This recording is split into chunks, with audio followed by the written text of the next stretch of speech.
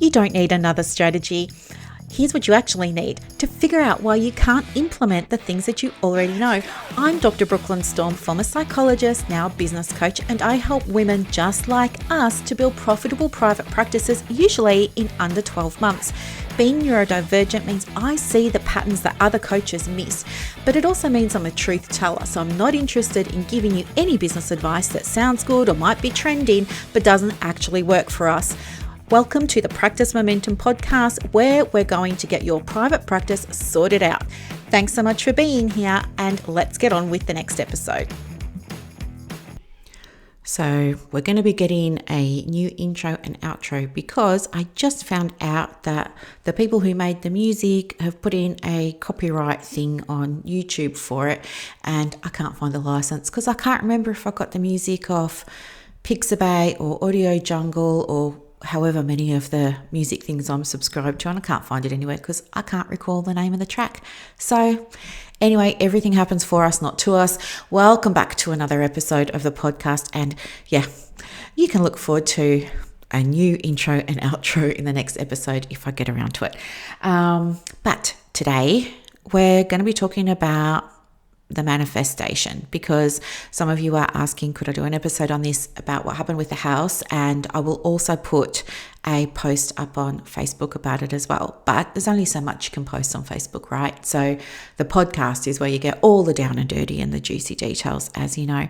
So if you've been in my world for a little while, you know I'm all about manifesting.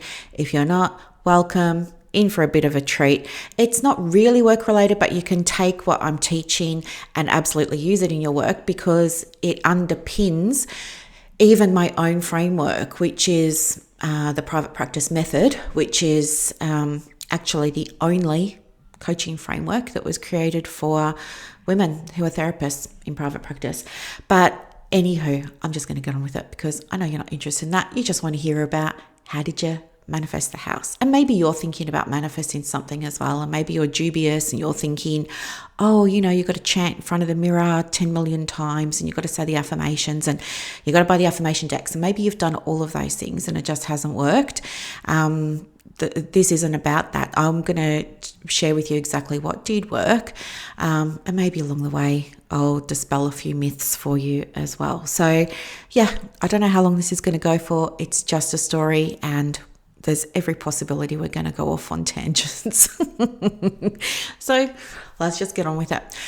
I guess one of the things that I want to start this episode with is when I shared that I got the house, which was only recently, like I think not even 2 months ago now.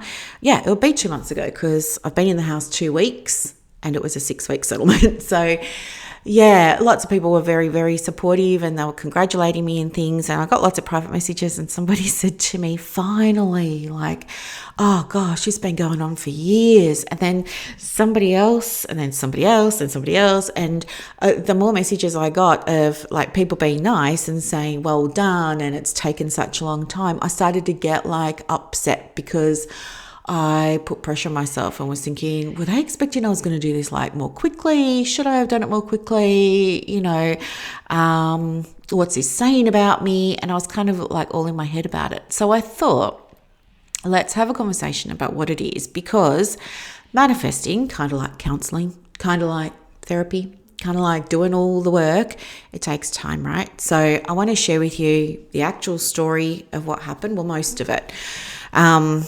And hopefully that'll give you some understanding so that if you decide that you want to be intentional with what you're creating for your practice or for your life or your family or for your money or whatever it is, you, I guess, don't fall into the trap of expecting results overnight, right? Because that's often what happens.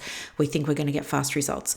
It's different for everybody and you can manifest quickly, but I'm just going to talk you through what happened for me with the house. Okay, so it did take a while. It took from January last year and we're in June now. So 18 months, right? From start to finish, 18 months.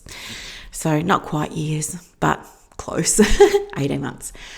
So what happened was, and look, I might do another episode on this down the track because I'm still processing, but I'm at a point where I can share what I've processed already. But yeah, as I said, in the future, who knows, I may have a whole different take on the thing and I'll share it with you then. Okay, so I know, just bloody get on with it, you're saying. I know.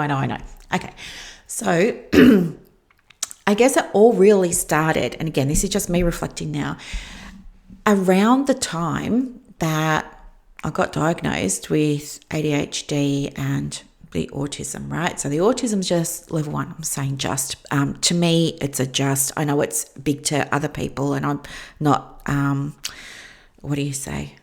I'm not reducing or minimizing your experience if it's a big thing for you. But for me, I'm just saying just, because for me, I think mostly it affects social functioning. I interrupt people all the time. I'm awkward a lot of the time when I'm in groups and things like that. Like, example, I was just in the supermarket the other day, and this guy who he just sort of said, excuse me, and he was just sort of walking past me, and I looked up at him and I said, oh, you're tall. I didn't even think about it, but it was probably not a thing to say. I probably should have just said something like, oh, I'm sorry, I'm in your way, you're fine.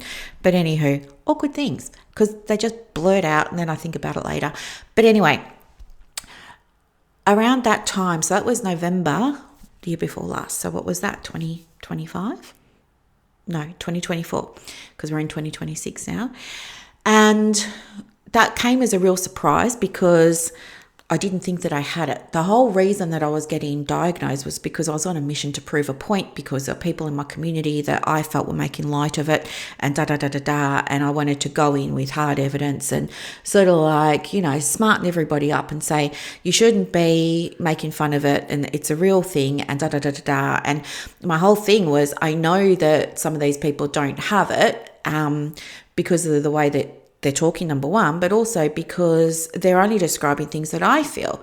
And it never occurred to me that I felt those things because I actually had it.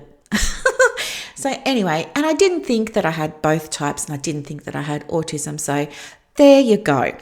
And anyway, it opened up a whole can of worms. And if you've ever been down the path, whether you were self-diagnosed or formally, you know what I'm talking about. You end up not scrutinizing, but you end up kind of thinking, you're joining dots and you're like, oh, that makes sense over there and that makes sense over there.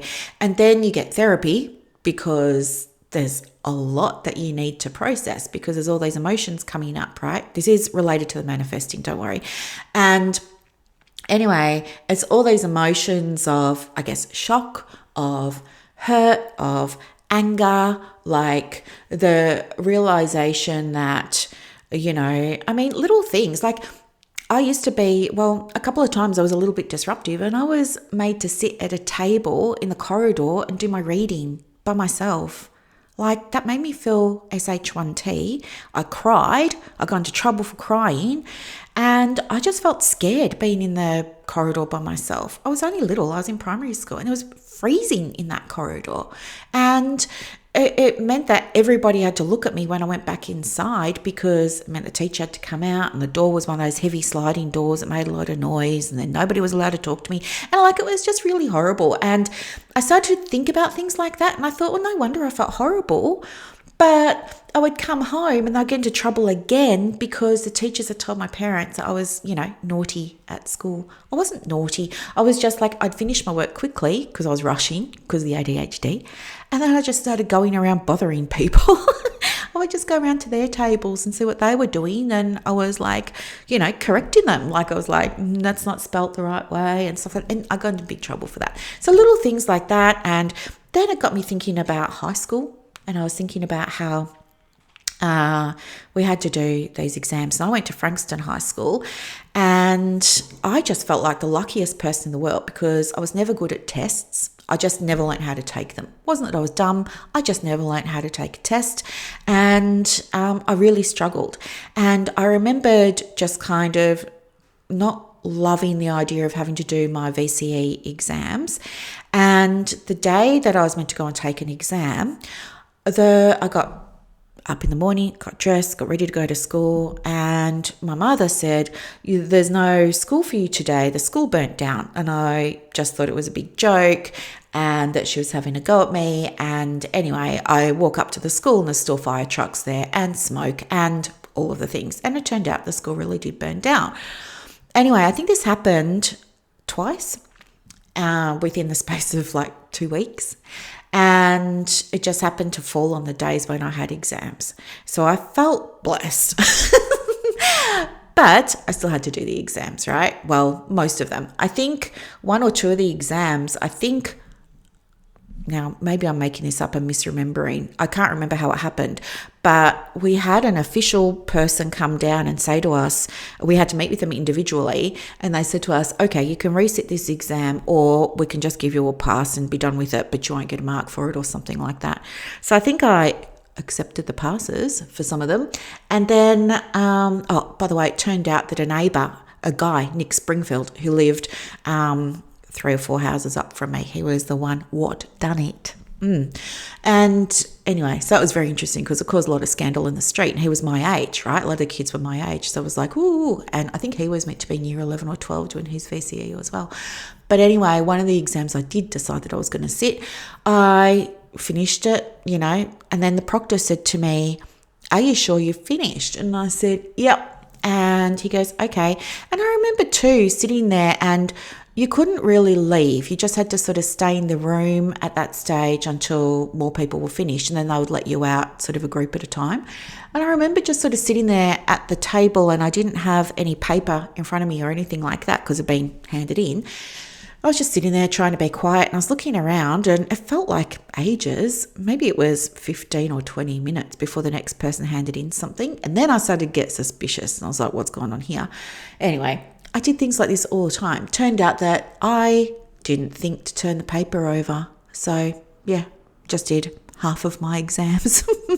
But anyway, when I got that diagnosis and I started to think about all of these things, and I started to think about all these experiences, and then how they'd been minimized, or how I was told that my feelings were wrong and I shouldn't feel a certain way, I should feel a different way instead, and I should take responsibility for things and blah, blah, blah.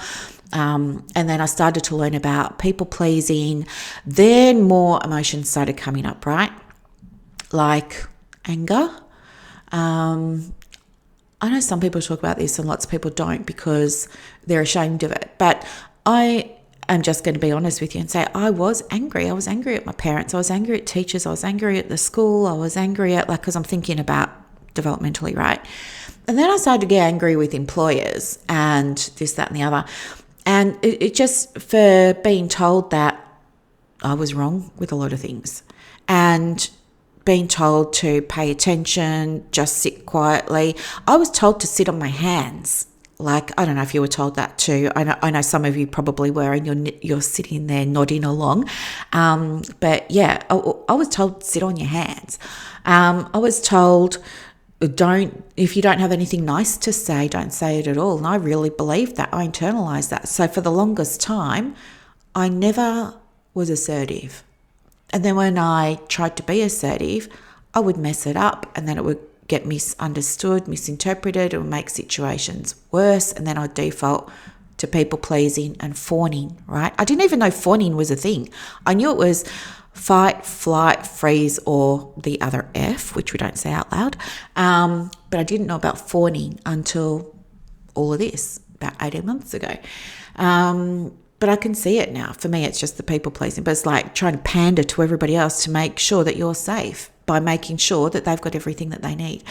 And anyway, so with the awareness of all of this, all these emotions coming up, and I think it was like stuff I'd been denying, blocking out, squashing down, repressing, telling myself I wasn't a good person if I felt those things or if I thought those things. And so this was all going on and on and on. And you know what it's like when you first start to put something into your awareness, how you see it everywhere. Like, I don't know, if I started talking to you about quartz crystal points, you're probably going to start seeing quartz crystal points when you go out and about or in a magazine, or they'll turn up on your Instagram feed or something like that, right? It's not because there's more of them all of a sudden. It's just because you're dialed into them now. Well, I was getting dialed into childhood trauma, and it was around that time that I realised I'd been a victim of, I don't know that victim's the right word, but for me, it feels okay because I was powerless. I was a little kid. There was a lot of domestic violence and I didn't realise it. I mean, it was the 70s and 80s.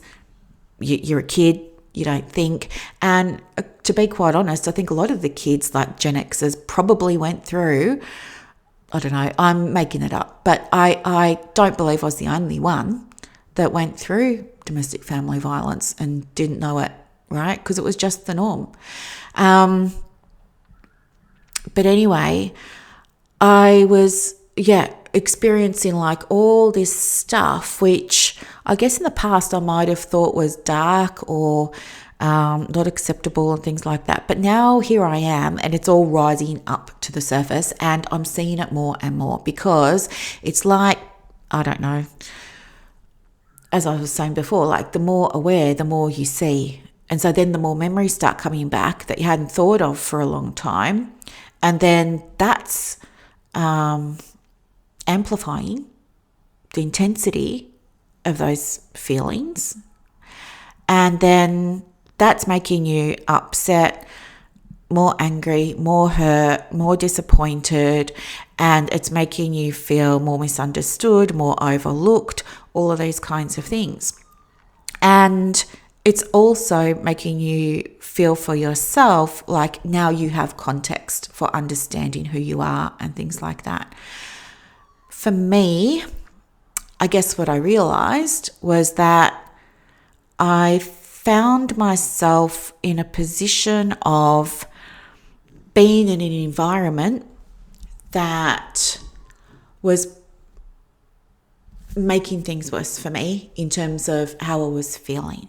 It was, I guess, magnifying for me the incongruence between what I wanted and what I was experiencing. I was noticing a lot of stuff a lot more, and that was really, really affecting me. And I guess just to give you some examples, what I noticed was that, as I said, this is like crazy town to even say out loud. It is so crazy town to say out loud because you're going to say to me, oh, you used to be a psychologist and, you know, why wouldn't you have picked up on this and all of this? I know some of you are going to be thinking that. And I know some of you are just going to be like, yeah, but you don't realise it because you're in it. And I was definitely in it. I guess I paid for half the house and to help somebody out, right? And anyway, what ended up happening was, I guess, I just started to realise that, I mean, financial security is important to me like it is to anybody, right? We all want to make sure we can pay our bills, look after ourselves, But I shared with a couple of girlfriends about the arrangement that I had with somebody about, you know, being reimbursed. And they don't know each other. They've never spoken to each other in their lives, but they both told me the exact same thing within about a couple of weeks of each other. And it was enough to trigger my anxiety about my finances and get me to go and speak to a financial advisor. I went and spoke to a financial advisor. So anyway, look, what happened was this person said, don't worry about it. When I pass away, you can have the house, you can do with it what you want, you can sell it, do it up, renovate it, whatever you want. And I didn't really care at the time. I mean, I wasn't really fussed about it. I just kind of said, yeah, that's fine, whatever, that's totally fine. But what had happened from that point, so this was 2019, 2020, what had happened from that point was that without even realizing it, I had slipped into the role of becoming financially responsible for somebody.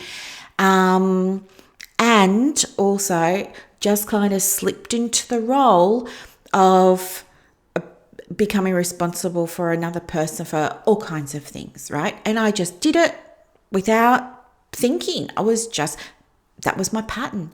That's just what I do, right? I'm a helper. I help people. And that was who I was, right? And so then when my girlfriends were like, yeah, you're not going to see that money again, I didn't believe them because I trusted the arrangements that had been put in place, right? I was there. We both got wills done, all of the things. I was there for it. So I was confused, triggered, and then I thought maybe I'll go and speak to somebody. One of them said, you should go and speak to a financial advisor, but I didn't even know where to start. Like, how do you find a financial advisor? I don't know. And anyway, next thing you know, I find a financial advisor. I said, well, my friends have said, if anything happens or when something happens, I'm not protected financially because my other people with vested interests could, if they wanted to, choose to wrap everything up in probate. And I said, oh, well, that's fine because I don't think that they're aware that that would be an option. So I don't think it would really happen. And then, this is how naive I was. And then I said, plus, I don't think any of them would even want to spend the money on a lawyer. And the financial advisor said, but they don't have to find money to spend on a lawyer, Brooklyn. Like, that just comes out of the estate. And I was like, huh? And I said, yeah. And you got 5 people that you know of with vested interests. There's not going to be any money for you to get repaid. And then I was anxious. Then I was in fear, totally feeling exposed, vulnerable. I wanted to put the brakes on everything financially and felt powerless, felt like I couldn't. Felt very, very exposed. Scared. Fear. Didn't know what to do. And then I had a conversation and with the person that I had the arrangement with around the house and everything like that. And they were just kind of unwilling to do anything. They didn't agree about my vulnerability financially. And so didn't want to do anything to give me any assurances. And that made me more anxious and more scared. And then I didn't know what to do. And it was back to the financial advisor, spoke with them. Then it was back to the other person. And I was saying again, please, I want to put something in place here to at least protect my investment. I don't care about anything else. Just want my money back. That's all. Don't care about anything else. I just want my money back. And then this person was saying that, they were a little bit again, just in disbelief about the advice that I was getting. And then I said, okay, how about we go to the bank and we get my name put on the title? And this person was like, it's not necessary, it's not required. And I said, okay. And then I said, well, can we at least go to the bank and get the title so that it's here? And I've got it. And it was too much trouble for this person to kind of do that as well. And then there was more conversations, and then this person was just kind of, themselves getting anxious now and worried, and said that, basically it is what it is, and that they didn't really know anyway what they could do. And so I told them again, well, these are the options, and they still didn't want to do anything. Anyway, I got back to the financial advisor, I tell what's happened, and then she says, okay, one option might be a reverse mortgage because this would allow you to be repaid and the person whose name the title is in doesn't have to repay it in their lifetime. The bank will just take the money. The bank will sell the house, take the money after this person passes away. So it's a way that you can be reimbursed, and it's a way that this person can stay in the house, pay you back, and they don't have to pay any money. And I was like, oh, this sounds like a really viable solution. I was so pleased about the possibility that this gave. And I went back and told the other person about it, and yeah, it hit the fan big time. And anyway, needless to say, didn't happen. There was a lot of gaslighting, which I didn't realize at the time, but there was gaslighting, manipulation, this, that, the other, Now, of course, as I said, I didn't realize that was what was going on until it was sort of reflected back to me in therapy. But I still hadn't solved the problem of how am I going to get my money back. And beneath that was me being worried about my future. So anyway, I knew that I needed to do something. And so I thought I will, have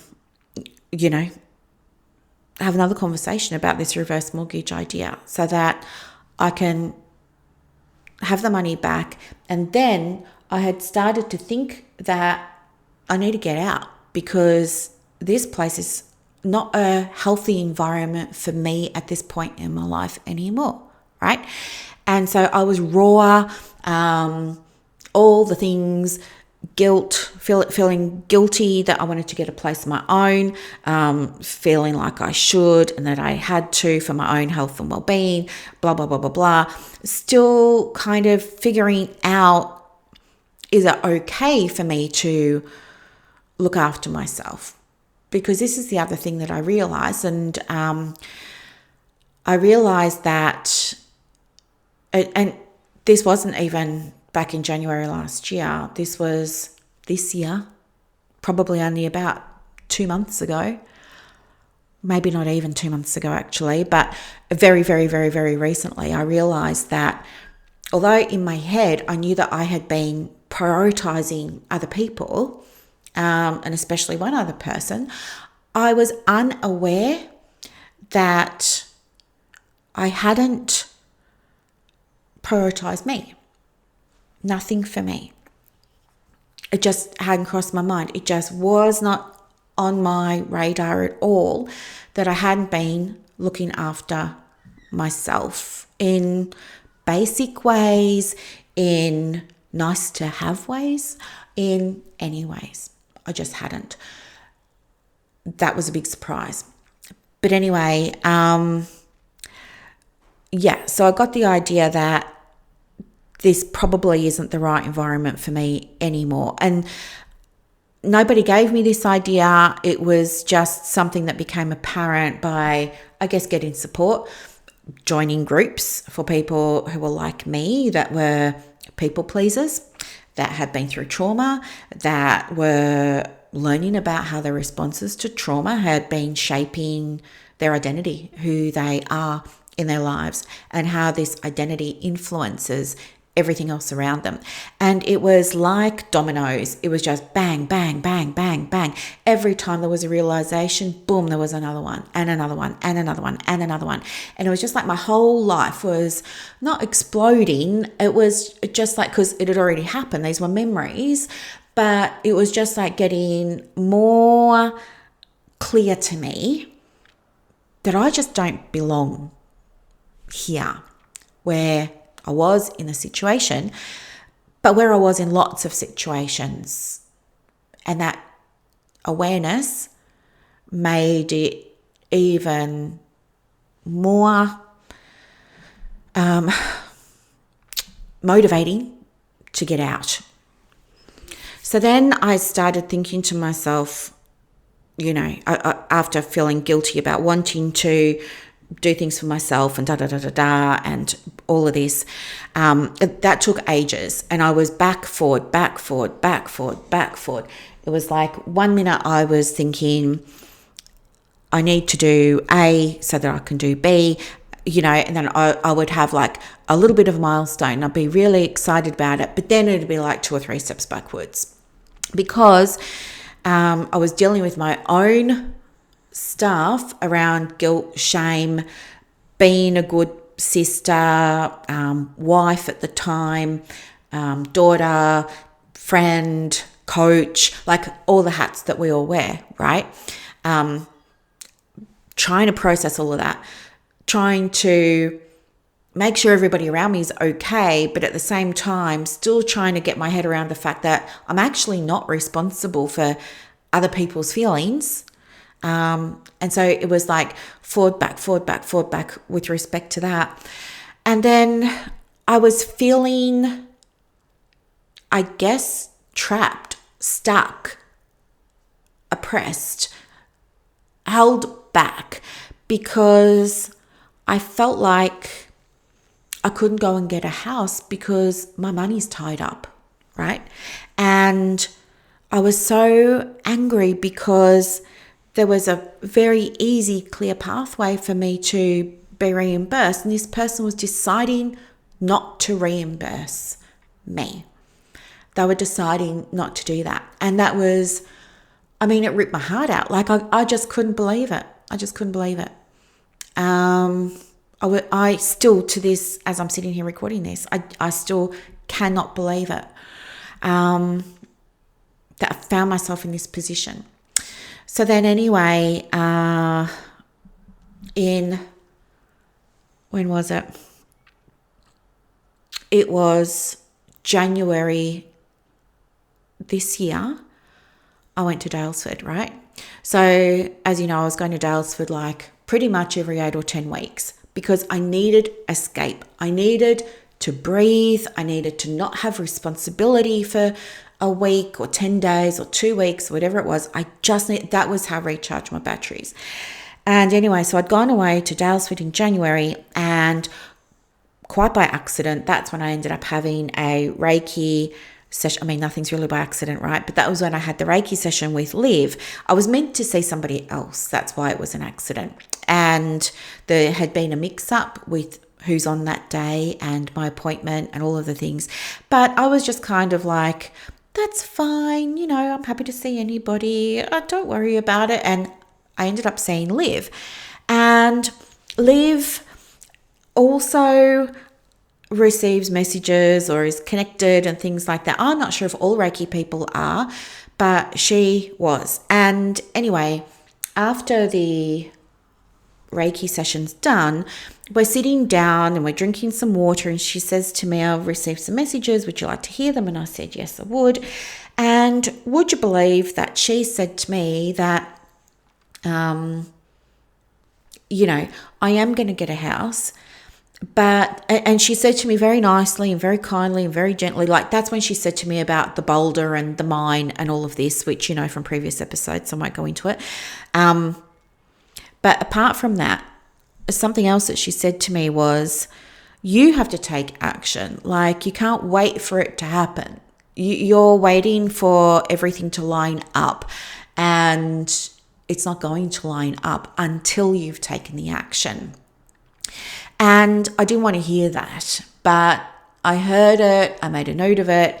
And then the next day or 2 days later, I was back at Phoenix Alternative in Ballarat having a card reading, and I gave the reader context because as a reader, context means that you can give the client more focused, more specific answers, right? It's kind of like if you're going to use AI, give it context, otherwise it's going to pull from the general stuff. And that's when you end up with all the general guff that you can't really do anything with, right? You've got to give it some context. So it's the same here. And so I gave her some context and we do the reading, and she says to me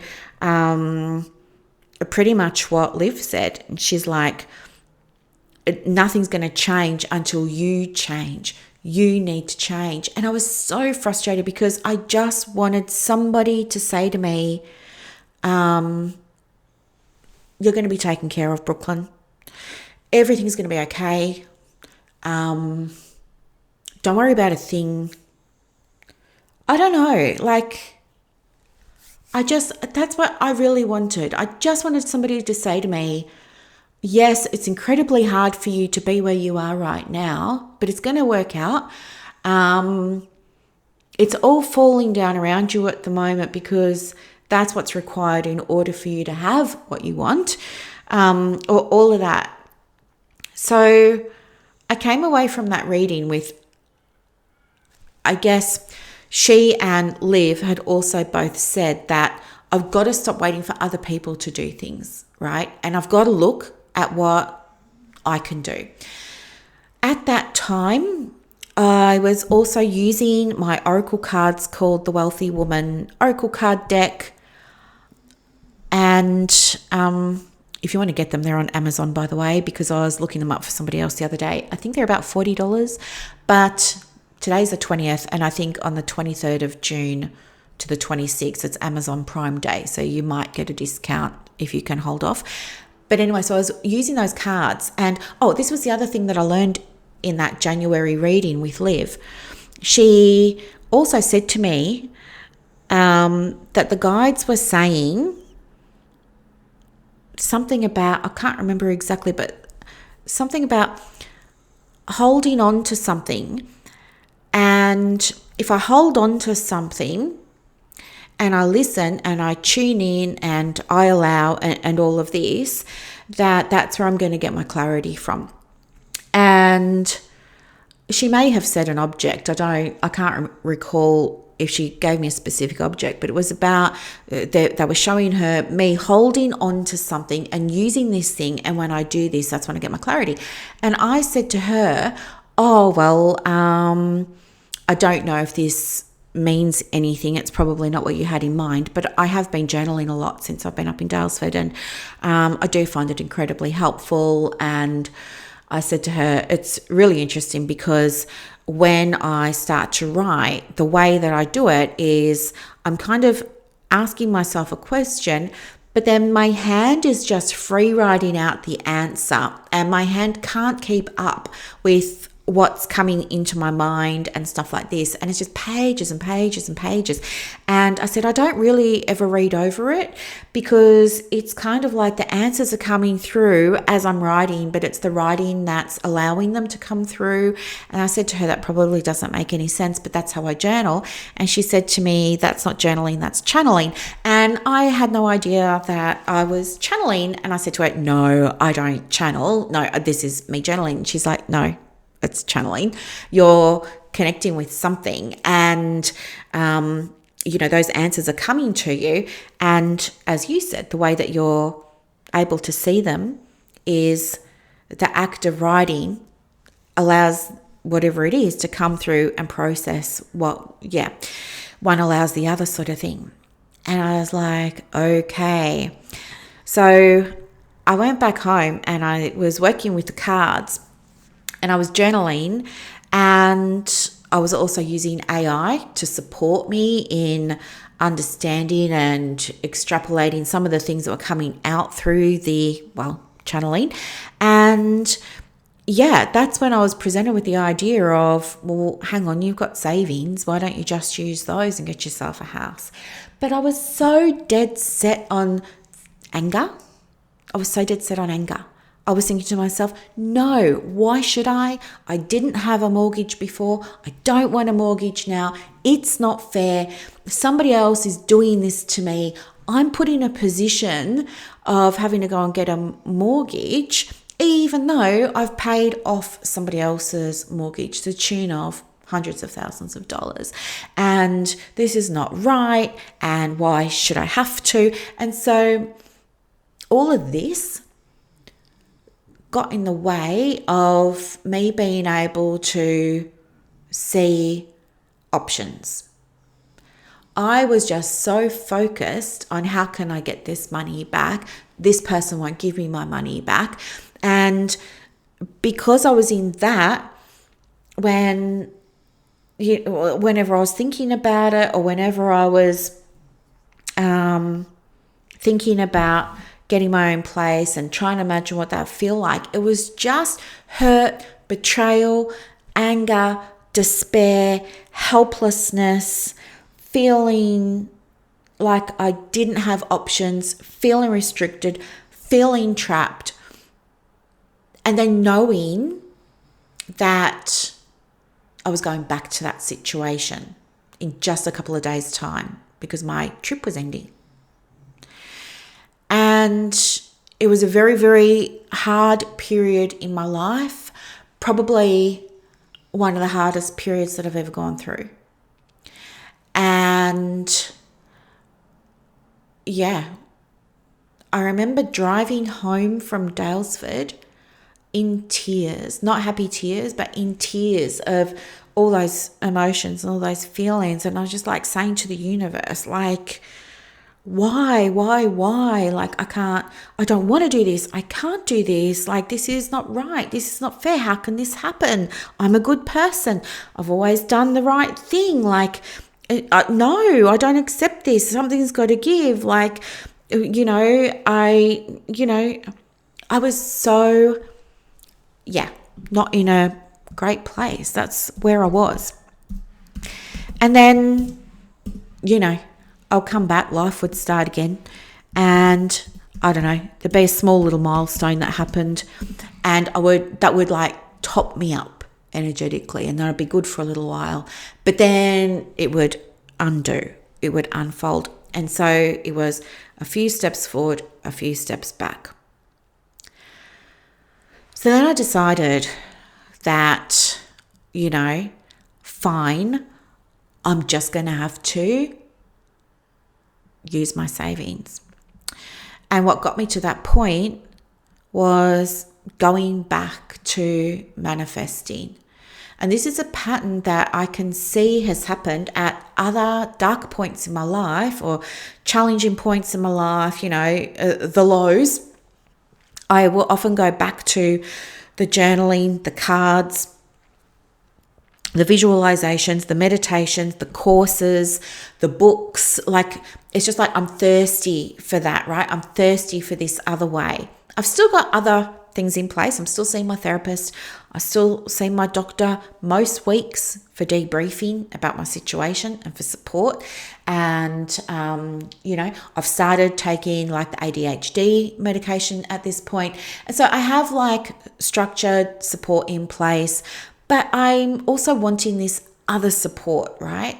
I'm wanting it to kind of feel nourished, and I'm like immersing myself in it. And that's when I realize, okay, what I'm experiencing right now is because I'm putting all my awareness on what I don't have, on how people are being mean to me, on how, it is what it is, and da-da-da-da-da. And so I had to do a couple of things. I had to remember and accept that nothing's going to change unless I start looking at things differently.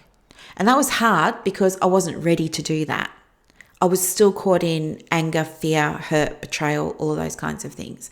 So the idea of swapping my focus onto 180 degrees the opposite, it was like day and night. I just couldn't do it. It took ages for me to be able to do that. But the thing was, I'd recognized it was a step that needed to be taken. So there was that. And then the other thing was I realized that because I was in it, not on the outside looking at it, I was in it, that I hadn't been reminding myself or mindful of the strategies of manifesting that are required in order for a manifestation to happen, right? So just to clarify before I get into this, you're manifesting all the time. It's just like breathing, right? You're doing it all the time. The thing is, sometimes you're aware that you're breathing, right? You might be belly breathing. You might be doing breathwork exercises. There are going to be times when you're focused on your breathing, but most of the time you're not. And it's the same with manifesting, right? You're manifesting all the time. Sometimes you do it with intention, most of the time you don't. And the thing is that whatever you're experiencing in your life, in this example here, but also in your business or with your finances or your romantic relationships, whatever it is, that's all happening because you're tuned into that, right? You see more of what you're tuned into. You experience more of what you're tuned into. So in order to change and get something else, you have to start recognizing that a change is required, a shift in perspective is required. And that's like, I don't know, some books might say this is your vision, right? Or this is your desire or something like that. I'm just going to say, for me, it is the awareness of what I don't want gives me clarity of what I do. So with that, I then started to think about, okay, what do I want? And so in an exercise book, just like I tell my clients to do for their businesses, right? When they're thinking about their ideal clients, or they're thinking about their systems, or they're thinking about the admin, or they're thinking about the marketing, I get them to do this exercise where we get a piece of paper, fold it in half long ways, like you've got two columns, right? The left and the right. And on the left, we write down unfiltered, unedited, everything they're dreading, not loving, detesting, hating, loathing, like blah, blah, blah, the yuck. All of that goes to the left. And then we put the opposite line for line on the right. And so that's what I did about my living situation. And it was really hard because it's very confronting to see it there in blue and white on your paper. It's very confronting, and you're tapping into, again, the yucky emotions. They're not yucky emotions. All emotions are valid. I appreciate that. But for me, they don't make you feel great. You know, they drain you. They're exhausting. It was that. So put it on the left, and then on the right, line for line, put the opposite. And that was the first step, becoming aware of what I wanted. And so when you're manifesting too, that's your first step. Become aware of what you want. And if you're not sure what it is, remind yourself what you don't want, right? This is my current situation. I don't have any inquiries. I don't like it because this, or I'm doing this and it's not working. I've tried that and it's not working. And then put on the other side all the things you do want, right? It's amazing the clarity that it will give you. But anyway, that's a first step. Once I had got the clarity, right, I noticed and became aware that as I was going line for line, doing this exercise, my energy was building. I was starting to feel like I was sitting up straighter. I was starting to feel like, I don't know, hopeful. I was starting to feel possible. Those sorts of feelings started to be noticeable. And that then made more of those feelings come and be even more noticeable. And then I knew, okay, that's what I want. That's where I'm meant to be. I've got the clarity now on the living situation. What's the next step? And so the next step was identity, right? Identity is thinking about, if you already had it, what would be different, right? If you already had it, what would be going on for you? If you already had, in my case, this other living situation, what would life be like? What would you be doing on Tuesday morning? What would you be eating? What would you be doing for your entertainment? What would a typical day look like? What would a typical evening look like? What would your buddy be doing? What would you be eating, drinking, talking about? How would you be working? Who would you be spending time with? All of that. And there's no set of questions you can answer. I think the thing is you've just got to sit down. For me, it's pen and paper. But for other people, you might think about this while you're out walking or while you're, I don't know, in the bath. I'm mad for a bath, as you know. Whatever. But for me, it's writing. Writing really helps me process stuff. So really think about, well, if that was already my reality, my life would look like this, or my business would look like this, or my diary would look like this, or my health would look like this, whatever it is. So you get that picture then. And then what you can do is compare and contrast, and that allows you to find the gap, right? Which is what we want, because we need to make the bridge. So you have a look at where you are now. You have a look at, okay, this is life. If I've got the thing, what do I need to do to close the gap? That's identity, right? Who do I need to be? What do I need to be thinking? What actions do I need to be taking? What does my attitude have to be? All those kinds of things. So you look at, creating a bridge for yourself. How do I get from where I am now to this thing over here? And don't think, oh, well, how do you go from not having a house to having a house? Oh, buy one. No, break it down into smaller steps for yourself, right? So it might be look at the bank account. It might be speak to the bank. It might be speak to a broker. It might be whatever, okay? For me, things that I ended up doing was two things. One, I knew I needed to do practical things, right? And two, I knew that I needed to do like the invisible things.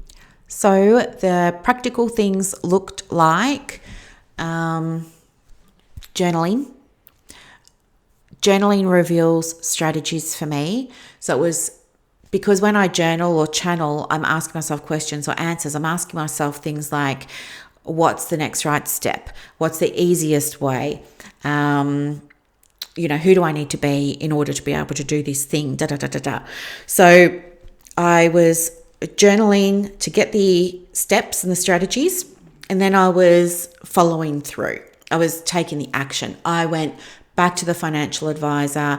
I got advice on, what are my next steps? How do I do this given this person isn't going to pay me back the money? Well, that's not true. She was saying, I will just get the money after this person passes away.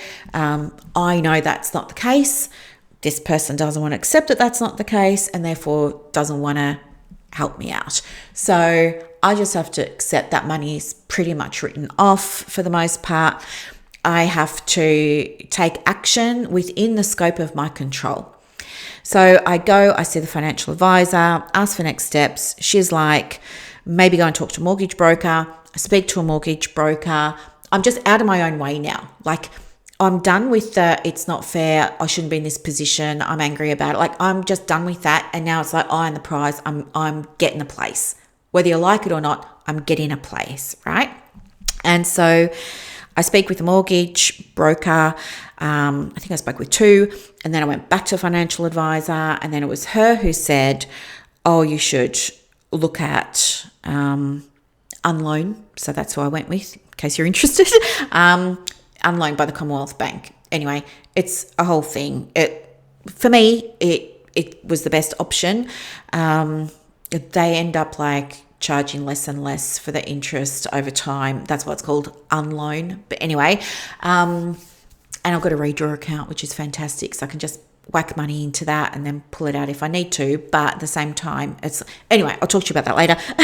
But yeah, so she suggested that. So then I'm going back to the mortgage broker, and he's like, well, we don't deal with Commonwealth Bank.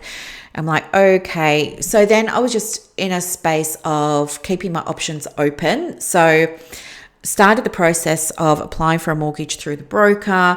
It was all going really well, but still had my financial advisor's words about CommBank in my mind, and pretty much decided that I was going to go with that because she's my financial advisor and she knows me, she knows my situation, I trust her. So anyway, while all this is happening, I'm kind of nervous because I've got no idea whether or not I'm going to qualify for one. I mean, am I too old to get a mortgage now? Like, what are the rules? I don't understand. I know there's lots of things have changed. I mean, it's been decades since I've had a mortgage, right? my houses have generally always been paid off. Like I pay them off pretty quick. So it's been a long time, and I know that there have been changes. So I wasn't even sure what the changes were, if or how I'll be affected by them, things like that. So I was feeling like I'm taking some action, I'm taking some steps, but I can't allow myself to get too excited about it because I don't know if this is even possible for me. So I'm taking the aligned action as the version of me who's already got the house would, right? That version of me who's got the house, she got her act sorted out. She stopped waiting for other people to do things for her. She stopped waiting on, things to be reimbursed. She just took the action and she got herself into a place, right? By hook or by crook, she did it. And one of the things that she did was she explored her options financially. So I'm now embodying the identity of the version of me that's got the house, right? To get that house, she had to go and figure out what to do financially. So there was that. So the embodiment part of it is starting with taking those practical actions, and they're like the visible ones. The invisible actions were really around trusting that I am supported. And the way that I cultivated the trust or the faith that it was all going to work out was by remembering what had been shared with me with the messages from Liv that had came through, that had come through via that Reiki session. And I went back to her subsequent to that, and more messages came through. So I knew that I was on the right track, and it was making sense to me now what she'd said before and what the reader had said before around, you've got to do this. You've got to stop waiting for other people to pull their fingers out and show up for you, because they're not like you, right? You put everybody else first. They put themselves first. You give and trust. They hold on to things and don't trust. So you have to take this action. But I couldn't see it back then. So now the invisible part is seeing it, realizing, oh, hey, look, this is all happening. They were right. When I do take control, things are starting to move. And so things started to move, and it happened pretty quickly. Like I got approved for mortgages, both with the broker and online with the CommBank pretty quickly. I was surprised how quickly and how easily. Like to this day, even though now I'm in my new place, I've never met a soul from the bank. It all just happened online. Amazing. I didn't even meet my conveyancer. Like it's just been, to me, mind-blowing, because when I bought houses before, you had to go into the bank and you had to go and sign the documents with the conveyancer. So anyway, I'm old now, but showing my age, but this was how it was, right? And so I'm thinking about trust, and I want to build the trust. I want to build on the trust that I'm reconnecting with in terms of spirit, source, the universe, as well as I like to believe, I do believe that my pa is around and is looking out for me, is guiding, is keeping an eye on me. So I wanted to develop trust more in those beliefs. And the way that I did that was I started to almost daily journal.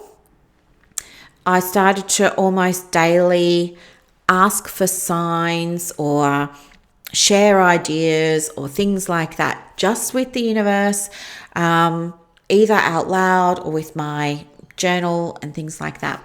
And over time, I felt within myself the connection building stronger. And then that improved my confidence, because then, although I didn't have support from family, and I don't have children or a husband currently, or things like that. It's just me, right? I didn't have any support, not even from a parent. I had no support. I was drawing my support from universe, source, spirit, energy, my pa who crossed over, my dog who crossed over, Gabe, all of that. And I was really, really, really focusing time on that most days. I didn't set aside, every day at this time I'm going to do it. I went through periods of being intentional and saying, look, this is really important to me, so I'm just going to do it first thing in the morning before I start work. And I was doing that. And while I was doing that, I was also receiving guidance about what to focus on in the business that day, that week, So I was getting that, although I hadn't asked for it, and I was acting on that. And then it was working out. And so then that started being part of the journaling and the manifestation as well. So I would journal about what was going on, what I wanted guidance on, insights on, awareness on, sharing what action I've taken, asking for the next lot of guidance, saying thank you for this lot of guidance around work here or that there, things like that, right? And then I just started journaling of an evening when I was sitting down with Buddy and we're just kind of settling in for the night because it felt like a nice thing to do. Sometimes I would just journal while I was in the bath because it felt like a nice thing to do because I was relaxed and So anyway, I was cultivating that. And the other way that I strengthened that was I reminded myself when I was in the phase of, it's 2 steps backwards. I reminded myself, hang on, this is happening for me, not to me. How might this be happening for me? Can I see it now? Or is this something I can make a note of so that down the track, when the dust settles, I will then be able to take the lesson from it and see how it was working for me. So I lent into things working for me because if I believe I'm supported, then I have to trust that things are where they need to be, right? I had to really trust that and really believe in that. Just because I didn't get the thing or this thing didn't work out or whatever wasn't a sign that it wasn't going to work out. It was a sign that that's just not the right way for me at this point. And there are other ways. So that, and then when I went back in April, so it was Easter, I went back to Dalesford, met with Liv, met with a different card reader. I had back-to-back appointments with them. They didn't have any contact with each other. It was a different card reader this time. But one of the things that came out with both of them was that the card reader said her guides were telling me nicely, to focus on gratitude. And I got a bit offended by that because I interpreted that to mean that spirit, universe, source, pa, my dog that's crossed over, everybody was thinking I was ungrateful, and I'm the furthest thing from ungrateful. So I got offended by that. And I didn't tell her I was offended, but that's how I was feeling on the inside. I thought, that's so no. And then when I went and had the session with Liv straight after, when she was sharing with me the messages that came through, she said it exactly the same thing, almost word for word. I couldn't believe it. And I was angry. I was peed off. I thought, gee whiz, I'm over here struggling to keep it together and I'm being told by the universe to be grateful. But it's so hard to be grateful when you feel like you don't have things around you to be grateful for. And that even if you're just saying, well, I'm thankful for the sky and I'm thankful for the petrol in my car, it feels like lip service and it feels disingenuous. And I don't want to do that. I want to be true and genuine to me.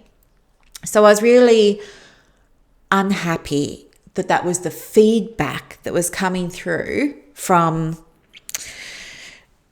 all those places or the energy, whatever it is, right? So anyway, There were other things that were said too, which I can't remember off the top of my mind. But just saying that things were going to work out. Now, that's right. The reader had said to me, everything's going to work out, Brooklyn. Let me just see if I've got, is this the book from my handbag? Because if it is, I can tell you exactly what she said.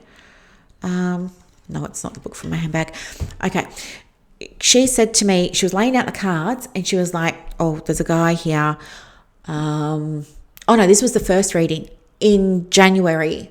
The card reader, she used the cards. They were a Lenormand card set, and I think they were, I don't know, the Renaissance edition or something like that, gold edging. And when she was doing that, she was like, you're getting a house, Brooklyn. And I was like, what? And so she's flipping over the cards, flip, flip, flip. And she's like, you're getting a house. And the next card showed a guy, and she's like, oh, here we go. There's a guy. He's middle-aged. He's attached to the process of you getting this house.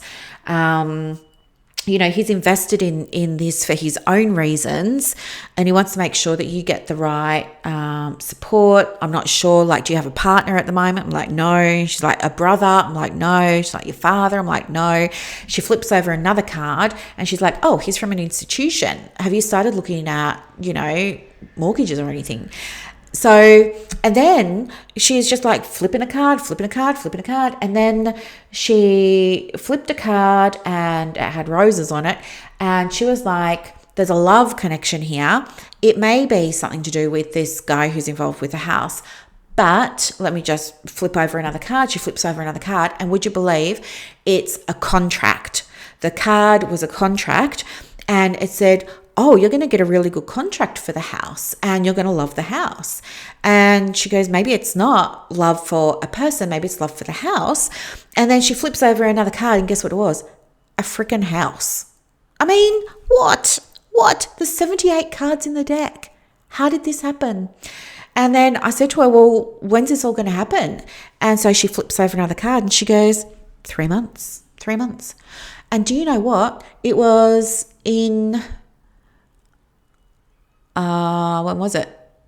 Was it April? I think it was April that I put in the offer on that first house. So she was correct. I mean, did I just subconsciously take action to make sure it was within the 3-month period? I don't think so, but you wouldn't know if you did it subconsciously. I think it landed that way. But she was like, yeah, it's going to happen in 3 months. So anyway, when I went back the second time and I'm seeing the different card reader, she was saying, don't worry, it's going to be okay. You're getting a place. It's done. It's on the doorstep. It's gonna happen quicker than you're expecting it. It's not going to be what you expect, but it's what you need. And it's all going to go smoothly. Don't worry about that. And she was showing me, look, there are going to be, challenges around it with people, right? But you got to let them sort out their own stuff. You can't keep, doing everything for everybody. You've got to start rejigging your focus, your energy, your actions, your behavior, all of this. There are other things that she said as well, and I wrote them down. I just don't have it in front of me right now. But they come true as well. And so, all very interesting. Anyway, so I came back in April, and that's, because also at that point, I'm looking at houses, and that's when I find Clunes. And I was just detouring through Clunes. I pulled over. It was on the brink of rain. The sky was looking like it was going to rain. A very small town in Victoria, and I can't even describe it. It was just, I just knew. I don't even know how I knew, but I just knew this was where I was meant to be. It turned out that Clunes was a mining town. So there you go. I thought at the time that meant that I was meant to be buying a house in Clunes, and I started looking at houses in Clunes. Sorry, my AI just came on for some reason. I just had to turn it off. yes, I started looking for houses in Clunes, and I was very excited because I took it as a sign from the universe. Hey, mining town, you're meant to be here, you're meant to be here. But I felt too like I was just trying to force it, like I was trying to make it happen. I was looking at houses and look, they were okay, but they weren't really ideal. And so then what happened was I remembered I need to come back and write down what I don't want and what I do want. And so that's what I did. I got out a piece of paper, a couple of pieces of paper in my journal, and I just wrote out everything I didn't want and wasn't loving. And then line for line, wrote out exactly what I did want, how I wanted to feel while I was in the house, kind of like what I did, a couple of months prior. So I was just doing that again, and I was reconnecting with that.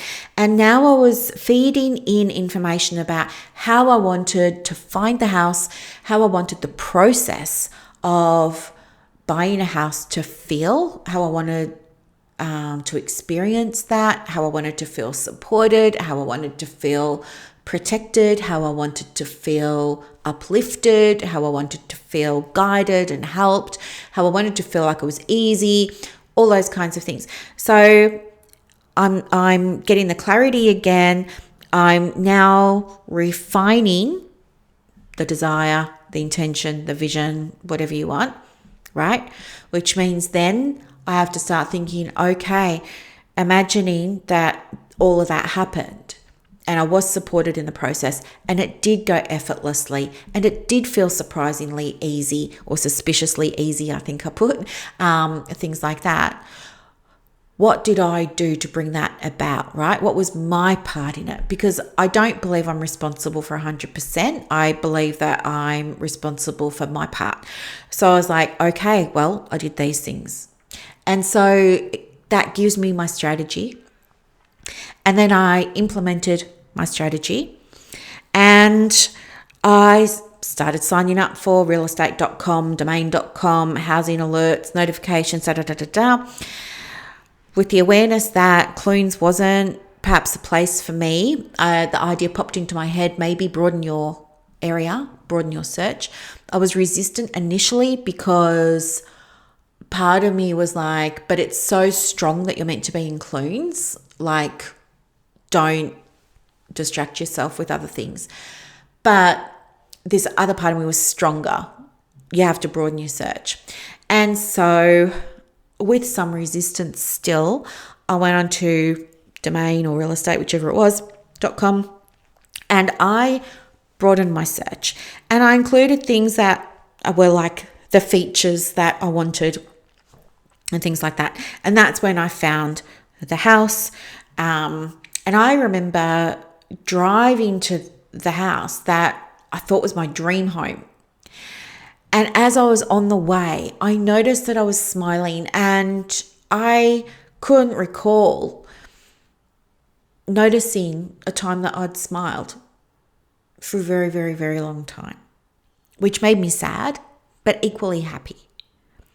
And so I feel like I'm getting this feeling. Why am I getting this feeling? I haven't even seen the house yet, but why am I getting this rush of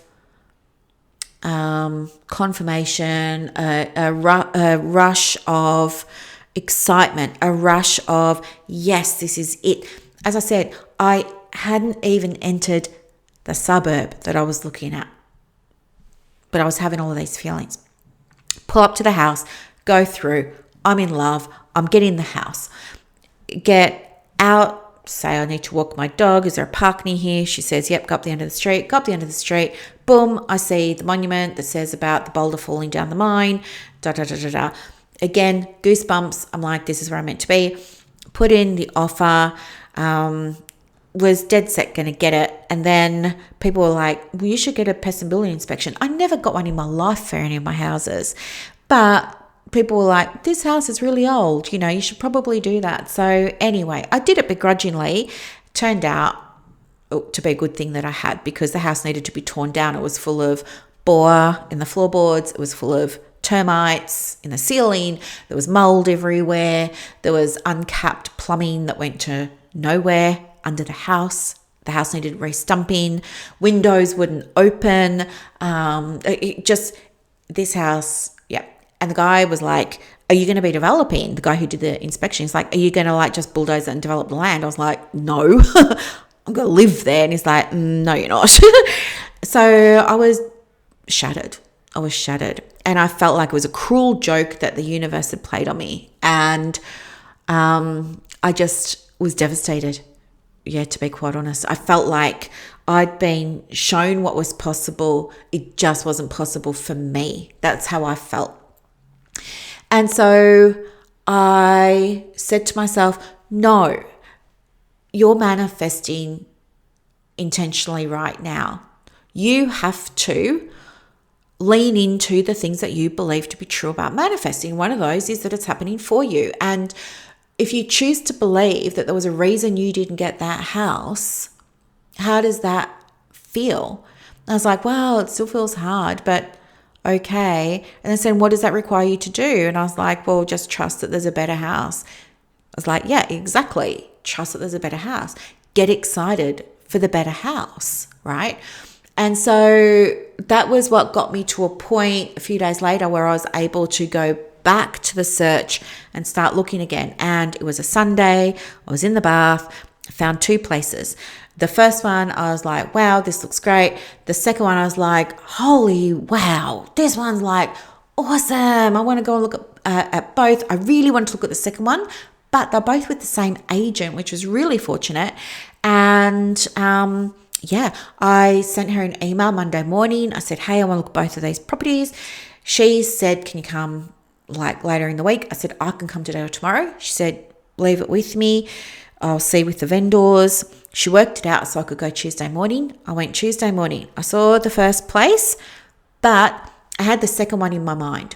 And the reason that I liked the second one was because it had the history, it had the fireplaces, the LED light, the character, the charm, all those things that I wanted. It was huge. I could see myself running workshops in there. I could see, like, it just had so much potential. I could really see myself in that place. But I just wanted to cover all bases. And so I was going to see this other one too. So we went and saw the other one first, and it was underwhelming, to be honest. Like, I arrived and I was like, oh yeah, okay. And then the agent said, let's go through it. And I was just kind of really, as I said, just kind of disinterested. I guess my head was still, thank goodness we've got the other place. Because this place that I was looking at was just, as I said, it didn't have any character or charm. There wasn't a fireplace. There wasn't the little lights. There wasn't the history. There wasn't any of that I'd been wanting. It felt modern-ish. It had really nice furniture though. So I was like, the furniture's really nice, And as I was thinking that, the agent says to me, well, the vendor said that, if you like the furniture, she's happy to like sell it and you guys can talk about that and blah, blah, blah. And I felt in that moment like she read my mind. And then the agent and I just started talking and we connected. We had a lot in common and we connected. A lot in common about our views, our perspectives, And we connected. It felt like she was a sister or a best friend. And I hadn't felt that with the other agents that I'd been dealing with. So there was something that it was undeniable, but there was definitely a connection there with this agent. And anyway, so I'm walking through the place and I'm just kind of taking it in, right? I took a few photos, as you do, and I was just kind of taking it all in. And I can remember feeling like, it felt quite spacious, even though it's not a massive property, right? And so anyway, then I was like really excited to go and check out the other one. So we left and we went to the other one, and straight when I pulled up, I knew I wanted the other one, right? I'm walking through it and I'm just in love with it. But then we get outside and I can see rot on some of the weatherboards at the back of the house. And I start to feel resistance. I start to feel dread. I start to feel like, no, this isn't good. Like, I don't want to be, paying a mortgage, which I haven't had to do for a very long time. Now I'm going to have monthly bill. And I don't want to have to be paying for repairs on top of that. And then I, sort of kept exploring. I could say, oh, well, it's weatherboards on actually 3 sides of the house and they go right the way up. Then there was rusted gutters and drain pipes that weren't drained. And I was just like, no, I can't.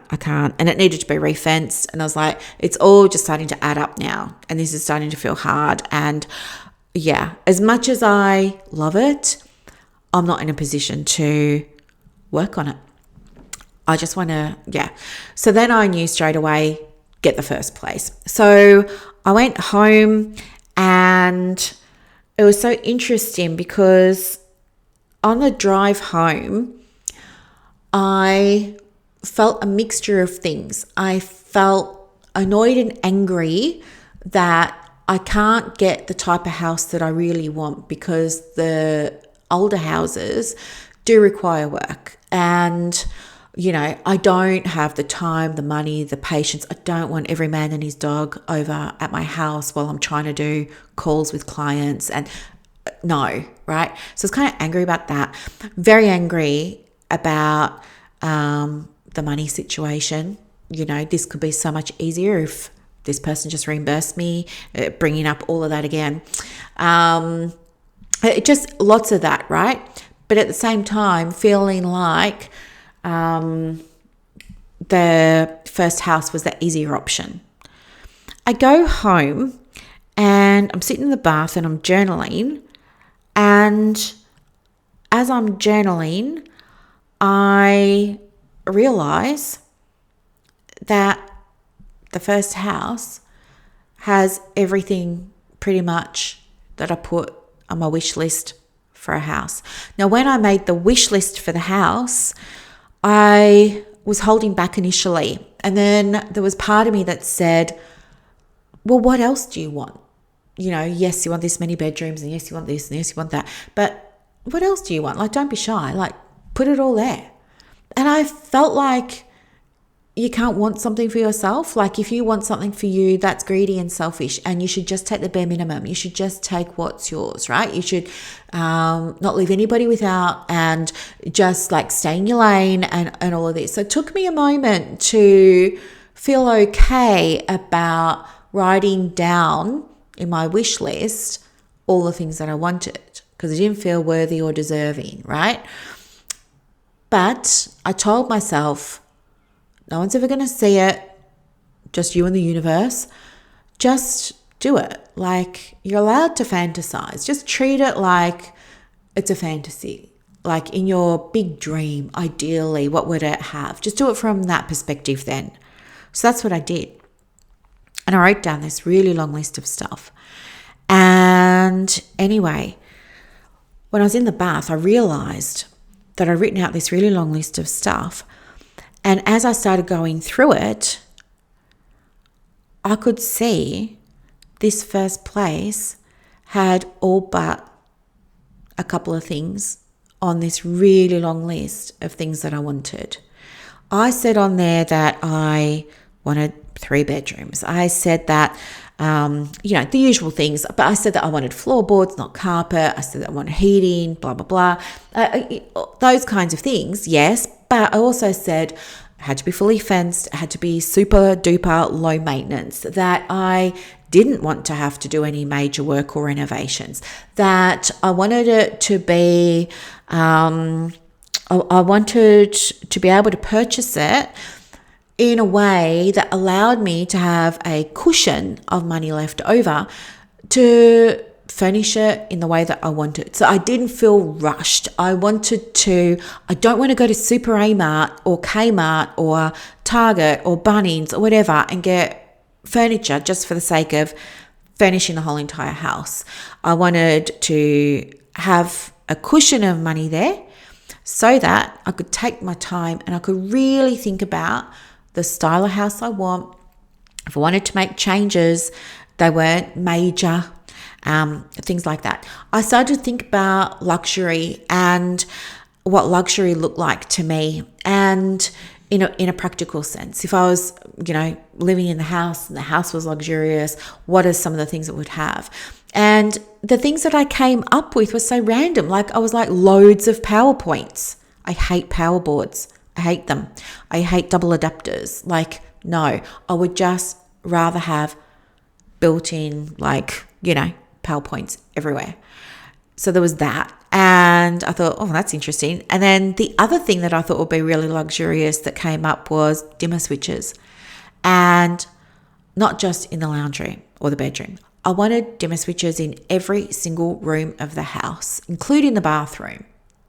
Dimmer switches would give me a feeling of luxury. Like imagine being able to just like climb into a bath, with your water, a book, glass of wine, whatever, your magnesium salts with your lavender, like whatever, and dim the light, right? Put the meditation pillow over your eyes and just listen to a meditation. Like imagine that. That feels luxurious to me. So I wanted things like that. I wanted seamless indoor-outdoor areas and living. I wanted loads of storage, this, that, and the other, right? And I said that it's this or something better. And to include, this was my ask to the universe, to Pa and Gabe, to include anything that they all thought would be nourishing, helpful, good for me, that I wanted, but I had just not included on my list. And guess what I got? I got everything apart from the fireplaces and the LED light. Am I happy to forgo the fireplaces and the LED light? Yes. It's not an old house. It's got everything else and then some. I realised that this was mind-blowing. So then I proceeded, put in the offer, going back and forth. Only took 1 or 2 emails. And the house that I purchased was already a really good price. I know that because I'd already been researching prices for comparable houses. So it was already a really good price, but I still wanted to negotiate. And so I was being a bit cheeky and I said, oh, look, this is what I'm proposing. And the vendor came back and she said, okay, well, she'll counter at this. And, she only knocked a few thousand off, but I just wanted to play the game of negotiating, right? And I was happy with a few thousand off. And then, anyway, offer was accepted, did the building inspection. Get this, pest and building inspection comes back and the guy who did it says to me, Brooklyn, like, I can't fault it. Honestly, for its age, this is in immaculate condition. I've checked absolutely everything. You will need to get the gutters cleaned out. The only other thing that I could really mention would be, I think there's a pipe that just needs to be tightened up under the trough in the laundry. To me, it feels like it could be a little bit loose, but that would be the only thing. Other than that, nothing. It was unbelievable. I went back to him and I said, are you sure? Like, there's no loose tiles on the roof. There's no issues with stumping, like with the other place that you checked for me. He's like, Brooklyn, no. He said, this house is in better condition than some new builds because it's older. It's got really good this, that, and the other, right? I couldn't believe it. He's like, it's going to be on you to maintain the maintenance, right? And if you can do that, absolutely all good. So I couldn't believe that. And I can see now when I was looking at my wish list, this house that I had wished for didn't need any major renovations or major repairs. And here's a real life, tangible, visible person report coming back saying, yep, you got that part of you manifested that. Well done, you. Right? The price, I got that. Once the contracts have been done, the offers and blah, blah, blah, blah, blah, the furniture got thrown in. Didn't pay for it. Got thrown in, included, gifted. Can you believe that?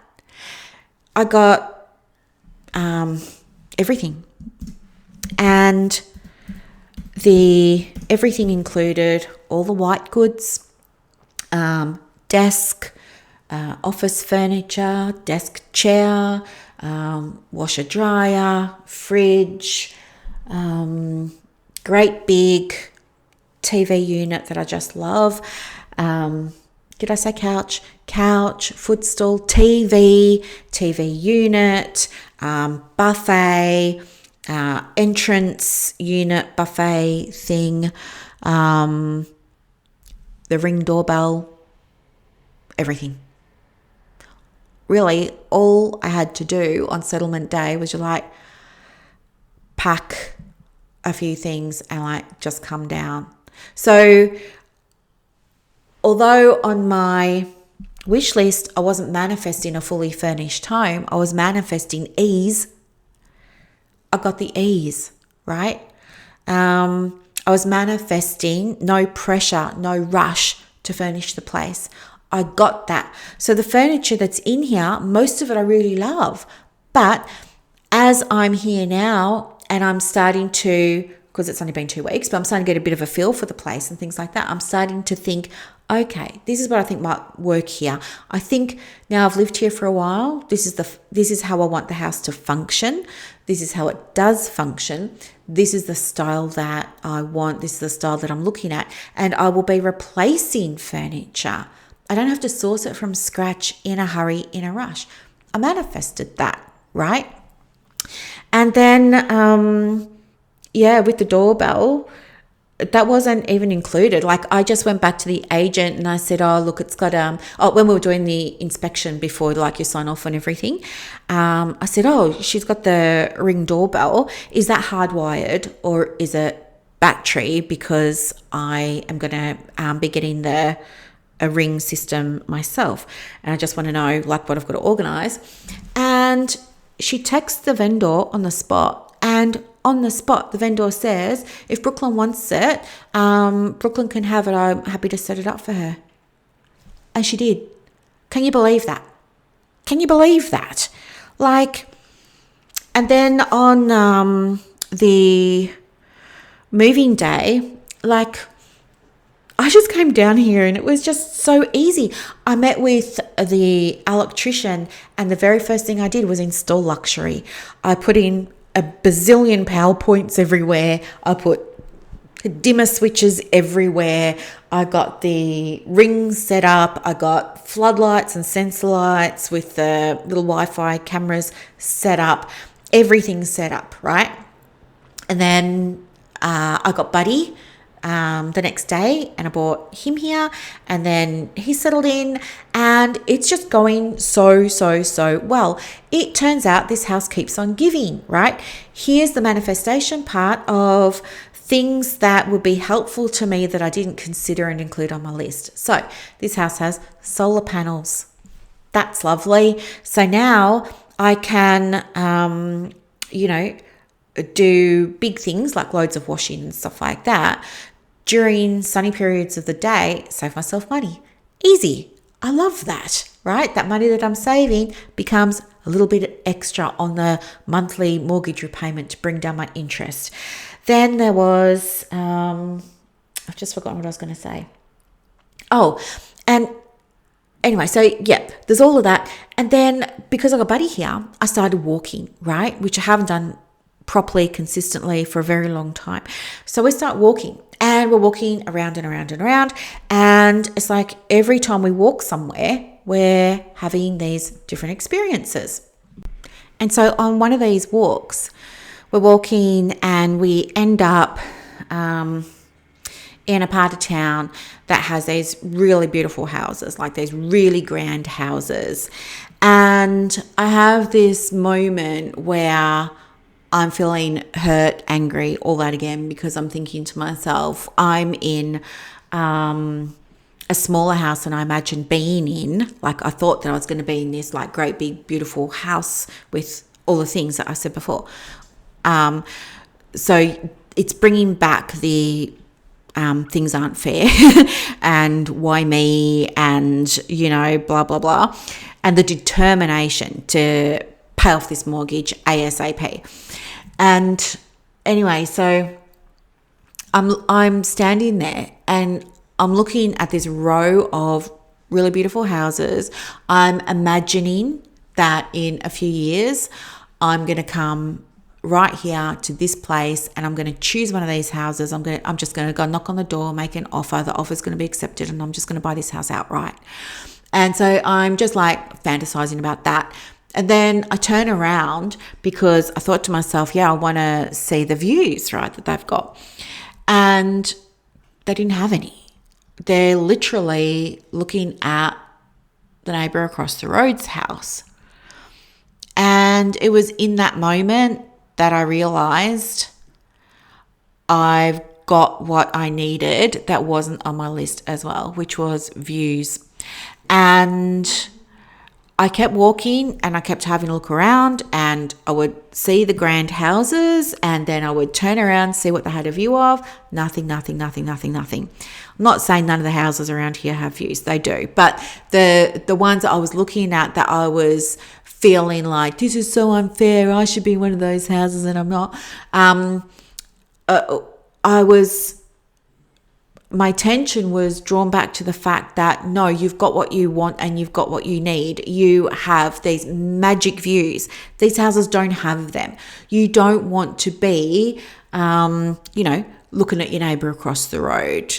You know, the views are for you. And I came back to my house and I just appreciated it so much more.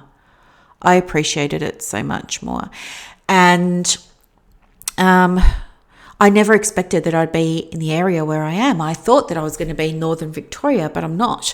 I'm in South Gippsland, which is like total opposite direction. And you know what?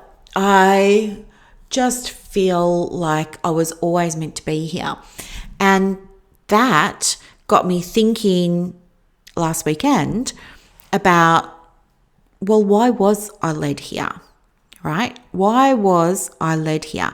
And I believed that because the message came through Liv, that about the boulder and the mine and stuff like that, and because I believed that she was getting that message from my pa, I believed that the connection between this area and my pa must be strong. And I thought that it was him that was guiding me to be here. And I didn't know why, and I didn't know where to start, how to unpack it, what threads to pull on. And so I just started randomly pulling on threads. And I thought maybe he knew the people on the monument, like maybe they were in the Second World War together or something like that. So I start just exploring basically. And that's when I find out that I do have family here. Now, I have made a mistake with my research because I thought my research said that his auntie Agnes, his auntie was Agnes, but I think it's actually that Agnes and he were cousins now. But at the time, like last weekend at the time, I understood that Agnes was his auntie, and when Agnes was 20, she married Wesley. Wesley lived in the town where I live now, and she and Wes lived here for 77 years. She died when she was 97. Together they had 8 children. There's streets named after them. There's things named after them everywhere. There's still family here, all of this. And I couldn't believe it. Like, what are the chances? And then I was thinking to myself, well, if there's 8 children, I wonder if any of them might still be like surviving. I have no idea how old they would be or anything like that, but I just wondered. And anyway, so I just started putting the feelers out, and somebody says, oh yeah, I used to be married to one of the sons and we're divorced now, and guess what? It turns out, like, I'm just cutting to the chase here, but the son lives on the same block as me. Just on the other side of the block, really, up the end of the street. Can you believe it? Can you believe it? And And anyway, she's like, yeah, you should go and say hello. Like, I've teed it up with him. He's expecting you. All of this. I couldn't believe it. And then other people were saying, oh, yeah, and I used to know this person and that person and blah, blah, blah. So there's all these connections here. And it was very surreal because I'm very not connected to my family. I've shared with you before, some of my siblings have very serious mental health conditions, which makes relationships very difficult. One of them has, psychosis and is never on his medication. It's very challenging. Another one, she's not on medication. There's like Munchausen's by proxy with her and borderline personality disorder and all the things that go along with that. So yeah, and blah, blah, blah. So there's all this stuff, right? I'm very disconnected from my family. So to come here, not knowing anyone, and be doing a little bit of research and discover that actually you do have relatives here that you've never met before. I don't know how it all works with the who's a cousin, who's twice removed, who's third removed. It doesn't matter. We're connected some way. So that feels significant. I guess I'm now also wondering though, does my pa have anything to do with this? And I feel like, well, in some ways, yes, because that was how I was able to identify the relatives. But did she get the message from him? Did she get the message from somewhere else? I don't know. This, me being here, might not have anything to do with him, and it could be to do with something else. And so then I went this week and, just connected with the local historical society, and I'll just see where it goes. I'm open, but I feel like I was meant to be here. This is the right place for me. And it came about because of the manifesting. So it came about because I was clear on what I didn't want, right? That was the first thing. You always know what you don't want. You always know when things don't feel right, don't feel good, you don't feel right, feel good. But instead of wallowing in it and feeling powerless and stuff like that, which you can do, but there's got to also come a point where you get out of it, right? The getting out part, when you're ready, looks like identifying what you're not loving right now and looking at the polar opposite, right? And being open. So identify the polar opposite. That's going to tell you what you need to manifest, right? From there, once you're clear on that and you're feeling good about that, the next thing to do is imagine it's already happened for you, right? So for me, imagining I'm already in the house. What am I wearing? What am I eating? What am I doing? Do you know, since I've been in this house, I haven't had the clonidine, which is for sleep. So you can take it during the day as well. It stops your mind from being so chaotic. So the best way I could describe it is like if you were, you know how you see on TV and a movie, like the crazy traffic in some towns overseas, like maybe India or Egypt or something like that. You see this crazy traffic. When you take this medicine, it's like instead of observing all crazy traffic just chaotically everywhere, what you see is a highway and one car is just going along the highway. Best way I could describe it. But I haven't had that at all since I've been here. 2 weeks. When I was imagining living here and I was asking myself, well, what does she eat? I was like, well, she eats fresh fruit and vegetables and stuff like this, right? Guess what I'm eating? Fresh fruit, fresh vegetables, home cooking. I haven't had takeaway once since I've been here. To be fair, I don't think there's a McDonald's here or a KFC or anything like that here, but I haven't done it.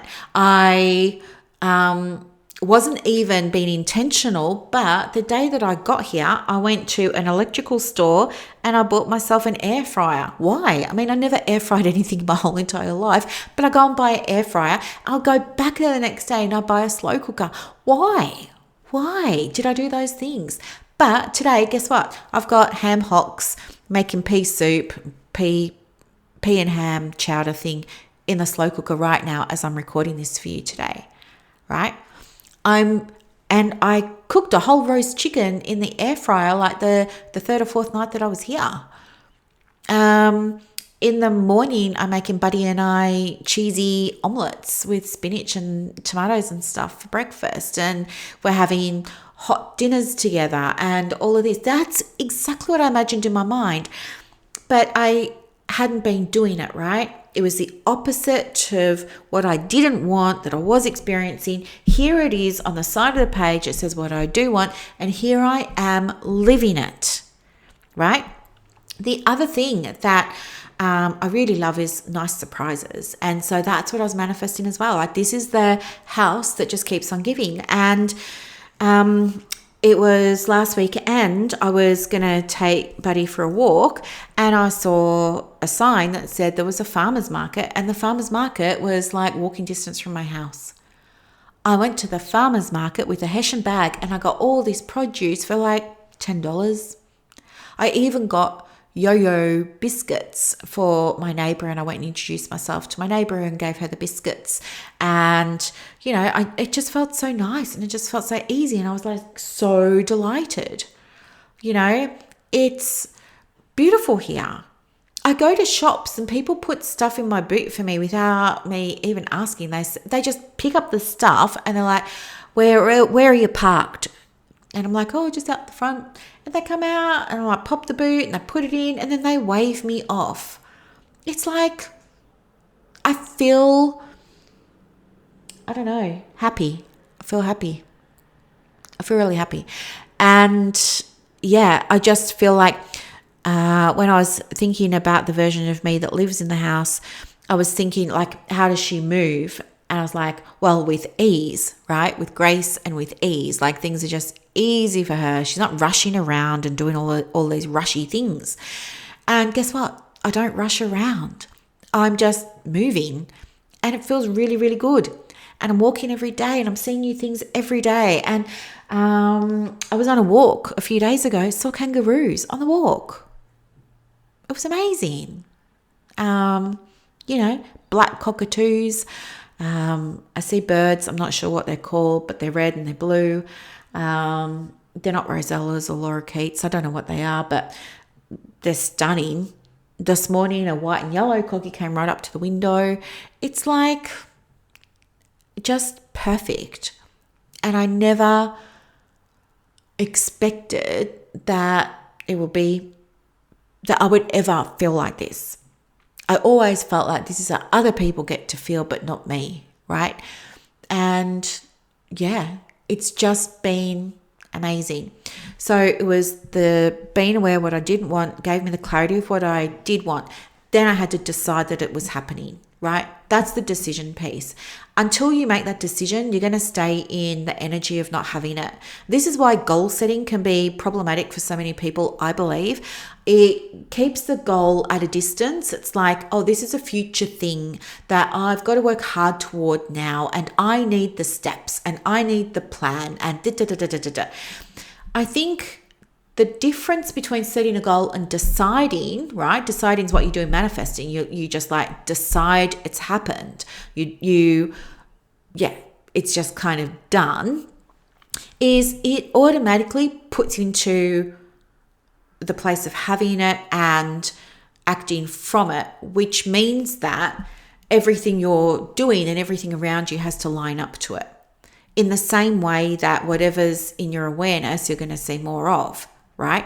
So if you start to imagine the version of you who's got the fully booked diary, or who finds marketing so easy, or finds her pipeline so easy to manage, or, you know, reduces her workload by 6 clients and, you know, takes 17 trips to Bali every year. Like, if you can imagine life from that perspective and think about what are you doing, who are you talking to, what supports do you have, how are you doing it, what did you do to get to that point, that then you take those things and they become your action steps, right?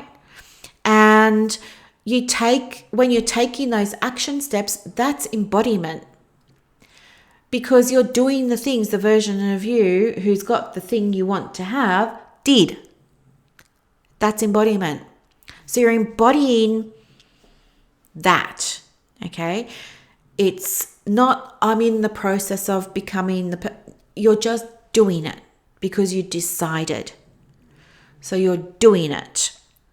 In my case, it was, right, well, she went and got guidance on her finances. Therefore, I'm going to go get guidance on my finances. She had an open mind. I'm going to have an open mind. She asked for a good mortgage with, enough money left over in the bank for a cushion so that she could have the luxury, right? I got that. Like, you've got to do those things. It's the embodiment piece, because when you're embodying, we say your reality lines up to match. And it's happening because your awareness is shifting.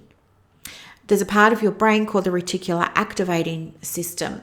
And part of its job is to filter out billions of bits of information that your brain receives through your 5 senses every single second. Your brain can only process, I think it's 100 or 200,000 bits of information in a second, but you receive 3 billion. You've got to have a filter for that. And the filter is 2 things. It's what you believe. And so that's where your identity is, right? So it's the things you say to yourself, the things you say about this strategy won't work, people can't afford counseling, like whatever it is. It's your beliefs, it's how you see yourself, it's how you feel about things, And the second filter is through this reticular activating system, which is the actual strainer. It is the filter that brings everything back to your beliefs. So if you believe it's marketing is really hard and you have to work really hard at it and it's going to take forever, then that's what your experience will be like, because there's 3 million bits of information minus the 200,000 that you don't have access to, that you're not seeing, because it doesn't align with your beliefs, right? So you have to shift the identity. You have to do that by saying, okay, well, I believe the version of me that's got the fully booked diary, that manages the wait list, that has gorgeous clients, that gets top dollar, she thinks these things. She does these things. She acts like this. She eats like this. She sleeps like this. She gets this kind of help. She does this. Do you know what I mean? She thinks this. She feels this. She wears this. She experiences this, right? That is then feeding into your identity, and then you take the actions, right? And then those actions give you evidence. And the evidence gives you belief. So this is how you change your reality. You see what I'm saying? It's through repetition that this new identity becomes persistent, right? Becomes durable, becomes lasting. So we don't want to do the thing just once. We want to keep doing the thing. So with me, yes, most mornings, well, actually, I think it's been just about every morning now, I've cooked breakfast for Buddy and I. And I will keep doing that for a while I'm getting used to this new version of me. I am going on walks every single day with Buddy, and I will continue to do that, because when I do, it reinforces the identity of me, of the person who has things easier, lighter, more spacious, expansive, is growing, is learning, is becoming, is right. So I will continue to do that. So you can't just go on a walk once and expect that you're going to be living the version of your life or business or romantic relationship or whatever it is, your finances, it's got to be repetition. Okay. You got to keep doing it. You've got to let go of timing. And this is where the trust piece comes in. So for me, when I became aware, that I wanted to get my own place, and then when I became aware that I wanted it tomorrow. And every hour that went past was difficult, really hard, felt like giving up. Felt like the world was against me, universe was against me, it's never going to happen, but I really want it to happen. This is what I mean by you go back and forth a little bit. But if you can say to yourself, I would love for this to happen sooner, but I also understand that there are only certain things that I can control, right? I can control when I can get a mortgage. I can control when I look at realestate.com. I can control if I go and look at a house and when. I can control if I apply for a mortgage, okay? They're things that I can control. But there are other things that are beyond it. For example, the vendor needed to herself become aware that she wanted to sell. And then she needed to wrap her head around that. And then she needed to go through her own steps. She needed to get the house ready. She needed to find the right agent. She needed to put it on the market. Right? There was an agent involved in this. How many agents did the vendor speak to before landing on this one? I don't know. But do you see what I mean? And then the vendor also had to figure out where she was going to go next. And she was buying something, which meant that that person who was selling the thing to her needed to organize their own things. So do you see there are all these moving parts? And if you're only focusing on your own part and you're thinking this isn't working, so I better try something else, you're not giving it long enough for all these things you're not seeing that are happening behind the scenes to do their thing. And so they start doing their thing, but because you're impatient, you want results today. It's not fair. You did the things. You should have the results. They should have been here by now. Brooklyn said 30 days, 60 days, 90 days, whatever. This is BS. I'm going to try something new. And you start on something new, well, you set off a whole other manifestation, the wheels in motion for that. Right? And then the thing that you'd started over here just kind of evaporates, stops. And what you've got in your awareness is how things don't work for you. Things are hard for you. People can't afford to work with you. The things that we all think. So, if you want it in one sentence, it would look something like this. Know what you want. Get clear on what you want and decide you're having it.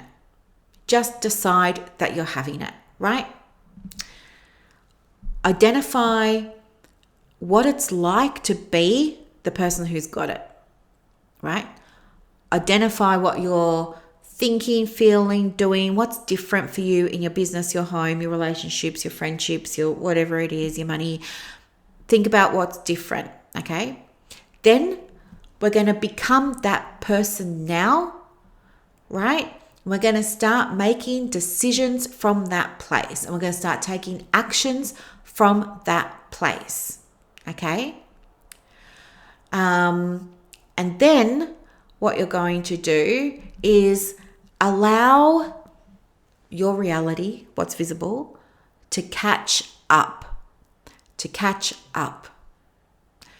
because it takes time for the universe, source, energy, whatever you want to call it. It takes time for all that stuff to get sorted out, right? You know what you want. It's like when, it's like when you're going to leave work. You decided you're going to start your own private practice and you're going to hand in your resignation at Big W. And You've already decided that you're going to do it, right? That you're leaving. You feel great. And maybe you've already kind of stopped working at Big W, if you know what I mean. Like, you're just kind of there ticking off the boxes until it's the time for you to go. But you're handing your resignation. You feel great. You're in control of that. But the manager or the team leader is now thinking, oh, yikes. And so a whole set of steps has been put into motion as a result of you handing in your resignation. Now this person needs to do things for you, like have your exit interview, your offboarding, get your uniform and your badge back. The accounts department needs to pay you out whatever's owed, all those kinds of things. They have to start recruiting, find somebody else, So in your mind, you've done it, decision made, right? But Big W has to catch up. It's the same with manifesting. You've made up your mind you're going to reduce your hours or get more clients or double your income or whatever it is. You've decided that. But you have to be patient and let the universe do what it needs to do. Just shuffle the pieces on the board so that you can have the thing that you want. It's about being patient and it's about trusting that it's going to happen for you, right? And I would always say one of the best pieces of advice I was ever given was to always say, it's this or something better, because when you're in it, you, and unless you have good trusted people around you to, bring to your awareness things you might not be seeing, when you're in it, you could be blind to other possibilities, some of which could be better than what you're currently considering or looking at. So we always want to say it's what I want right now, or it's something even better that's for my highest good and for the highest good of everybody that's involved, right? So always say that. That has worked really, really well for me with manifesting. The other piece of advice that I can share would be, because this worked for me, as you heard, would be include, add in anything you think I would benefit from, would be helpful, I would love, but it just hasn't popped into my head to ask for, right? Definitely add that. You're just covering all bases. And look, it was never on my list for the house to have views from every room. But guess what? I got views from every room.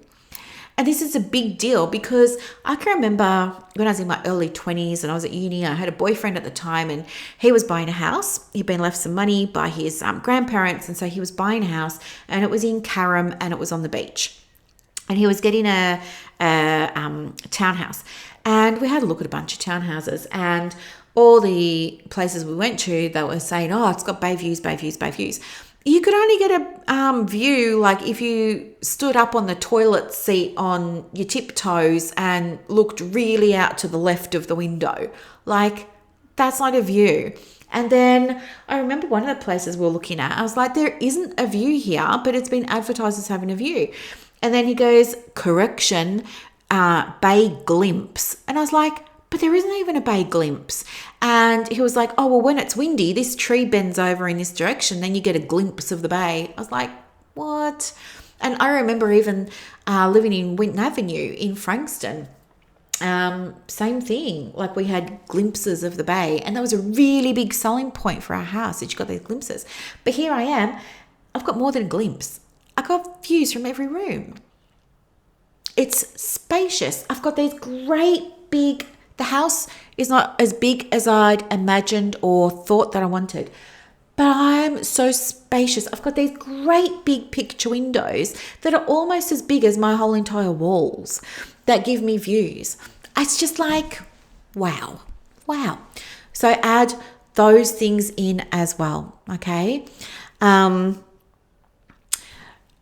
When you are manifesting, the identity creates the strategy.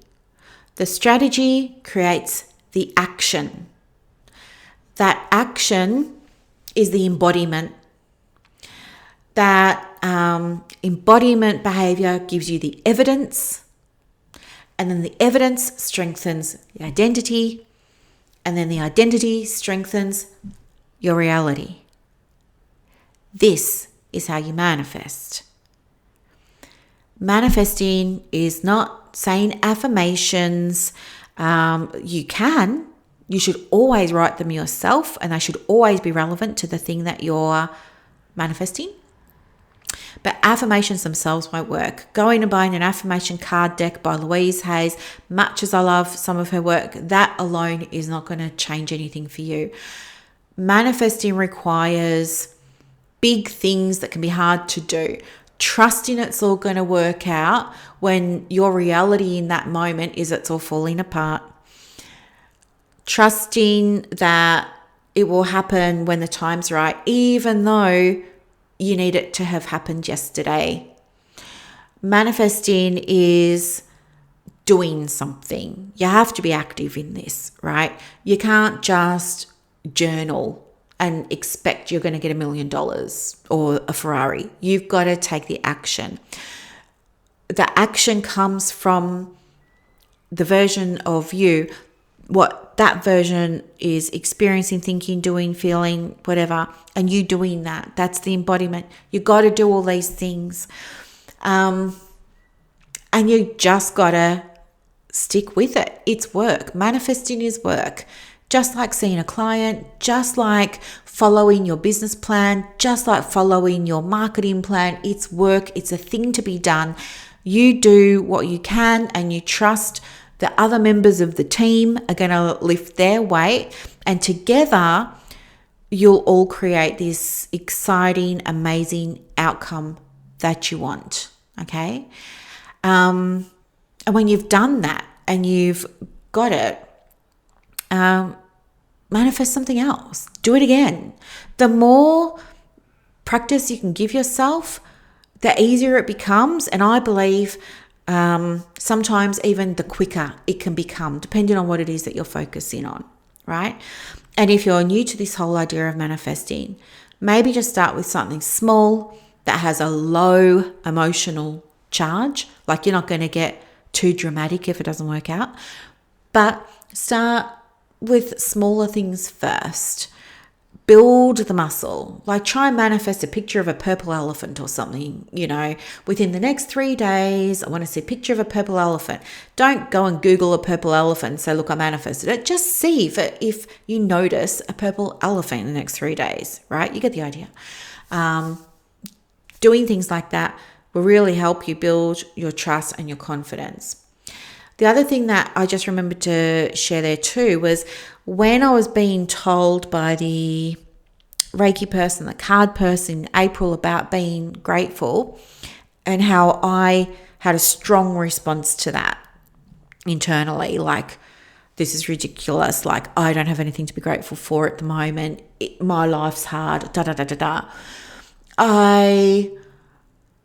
when I got over myself, I reflected and I thought, well, I know that gratitude is very, very important. And yeah, I've probably just been so focused on being impatient, and I've been so focused on taking action and doing that I forgot about the being, and I forgot to be grateful and to have gratitude for things. And because I don't want to be disingenuous, I want the gratitude to come from an honest place.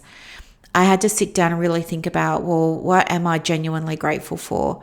And I started by thinking about how I'm genuinely grateful for my relationship with Buddy, how I'm genuinely grateful for my clients, how I'm genuinely grateful for my car and the petrolina. Like, I started to do things like that.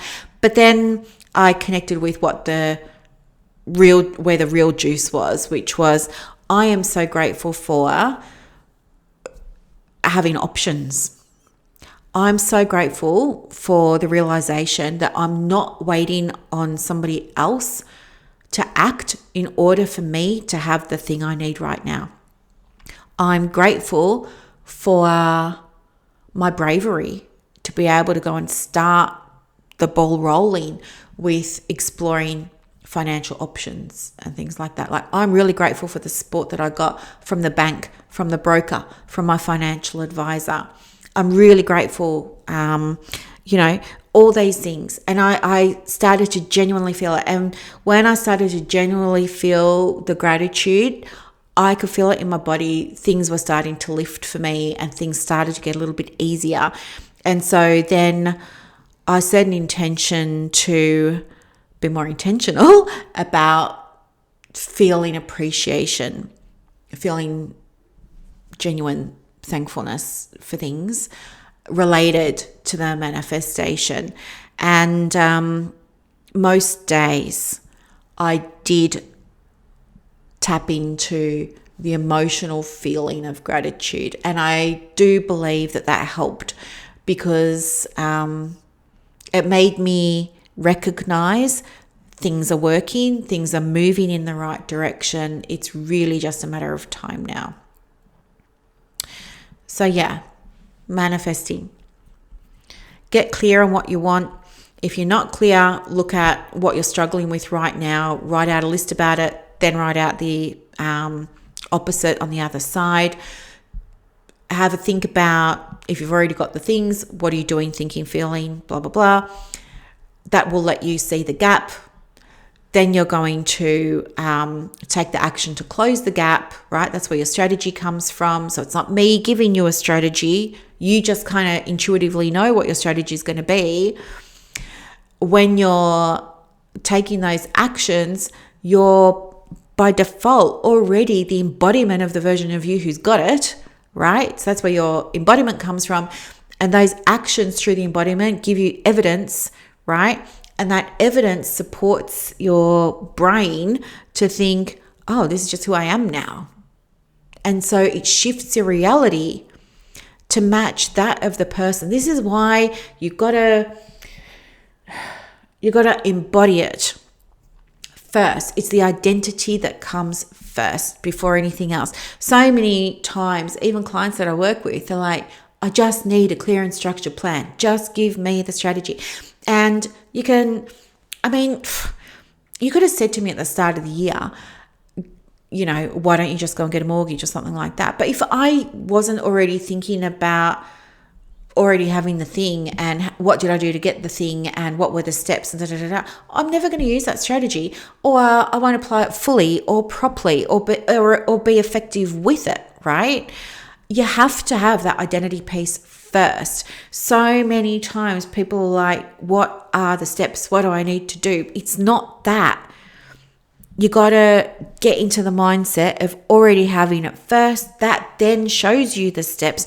You do the steps. You get the evidence that it's working because you're already the person who's got the thing and does the things, right? And your reality shifts because it's always going to line up with what you believe. So if you're getting evidence that what you're doing is closing the gap and it's bringing you closer, you're going to believe that you're competent, that it's working, that this is a great strategy for you, that you're going to see results soon, And guess what? You're going to start to see more results soon, and the strategy is going to start working for you soon, and Likewise, if you're saying, I want results quicker, this isn't working for me, blah, blah, blah, blah, blah, blah, waste of time, waste of money, that you're going to keep saying that. That's going to get amplified for you. So identity first, embodiment second. Then comes the evidence and everything starts lining up. And that's how you manifest, folks. I know. So you might be thinking, well, you did this and, what's next? But before I say what's next, which I will tell you, to answer the question about, well, it took you years to get the house. It didn't take me years to get the house. It was 18 months from when it was first on my radar. It took 12 months of a lot of really ugly crying, emotions that are very hard to deal with, all of that. It was 12 months of that, right? Last year was a horrible year for me emotionally. when I went to Dalesford in January, that is when the decision was made I was getting a house. So how long did it take me to manifest the house from making that decision to getting the house? The settlement happened on the 4th of June. I can bring it up and show you. I'm just going to jump into my calendar just quickly. Where are we? I want to go to, here we go. Do it this way. Sorry, I'm just trying to jump to my calendar to see when I was away. What was it? Okay, I can tell you exactly when it was. It was the 14th of January. 14th of January to the 4th of June. That's how long it took, right? So, I don't know. Even if you just did the whole of January, whole of June, that's only 16 weeks. But it wasn't that, right? It was less than 5. So it was 11 weeks it took me to manifest a house. If I can do it with all the stuff that I had going on, you can definitely do it without all of that stuff going on, right? It's possible. I think some people give up when it gets hard. They put their business on pause. They say, oh, I couldn't work on the business because, I was breaking up with my partner, or because we moved house or something like this. So they put everything on pause. That's going to be your biggest killer. I think you have to keep going. Don't put anything on pause. Stay the course. Stay focused. Keep doing it, and you will get the outcome that you want. 11 weeks from, making the decision to get a house to actually being in one, that's amazing. So now I'm here, loving it, taking my time, not rushing, because when I was manifesting it, this version of me isn't rushing about. She's taking her time. So by that, I mean, I'm going to take my time with my rugs. I'm going to take my time with my getting a new desk and replacing the furniture. And I'm going to choose the things that I really want. I've denied myself for so long. Like, I didn't buy new clothes for myself for nearly 6.5 years. Not a haircut for nearly 6.5 years. It was just like a trim here and there from a lady I met in COVID who would come to the house. I haven't cooked for myself for 6.5 years. So it's been all this stuff, right? If even with all of that on, I can manifest in 11 weeks a whole entire house, you can absolutely do stuff, right? But anyway, I'm here now. I'm enjoying ease, space, health and wellness. My skin looks great. I'm sleeping great. It's all going really well. But I don't want to stop. So the next thing is, because I thought when I was first aware 18 months ago that I was going to be getting a house, that this person would pay me back the hundreds of thousands of dollars that they owed me. And I thought that I'd put that with my savings and I'll just go and buy myself a place outright. I'll be mortgage free still. Didn't happen that way. I'm grateful for the house that I've got. I'm grateful for the mortgage that I got and all of that, right? I am. Things, you do your bit. You don't worry about the how. You let the universe do it, right? The universe was like, okay, this person's not going to pay her back right now. We'll just find another how to make it happen. And I was open, right? And that's how I'm here. But the next manifestation for me is I want this mortgage gone in the next 12 months. And I know some of you are probably thinking two things. She mustn't have much of a mortgage if she's just going to knock it off in 12 months. Well, that's not true. I do have a mortgage. And the other thing is, maybe you're thinking, you can't do that. That's not possible. Nobody does that.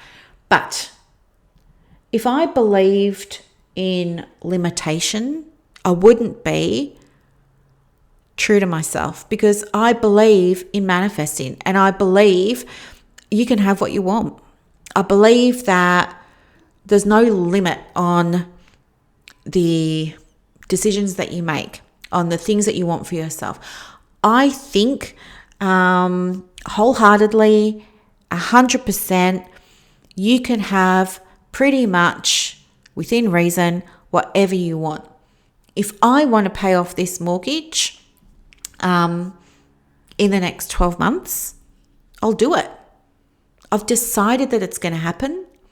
So now what's going to happen for me is today, right? Buddy and I were going to go to a market today. There was a great big market that was on, but it's been raining. So we've decided we'll stay home, record this for you, put the slow cooker on. We're just having a slow day, right? At some point today, I'm going to get in the bath with my journal and I'm going to do exactly what I've shared with you. I'm going to imagine myself as the person who's already paid it off. And I'm going to think about what she does, what she thinks, how she feels, what business decisions does she make, what financial decisions does she make, this, that, and the other, this, that, and the other. And from there, I'm going to have the clarity that I need of what's happening for her, where I am right now. This shows me the gap. And then the steps become apparent, right? Because then I'm like, oh, okay, so what do I need to do to go from here to there for each of the things on my little list, right? So I'm just going to, there's my strategy. And then I just have to do the strategy.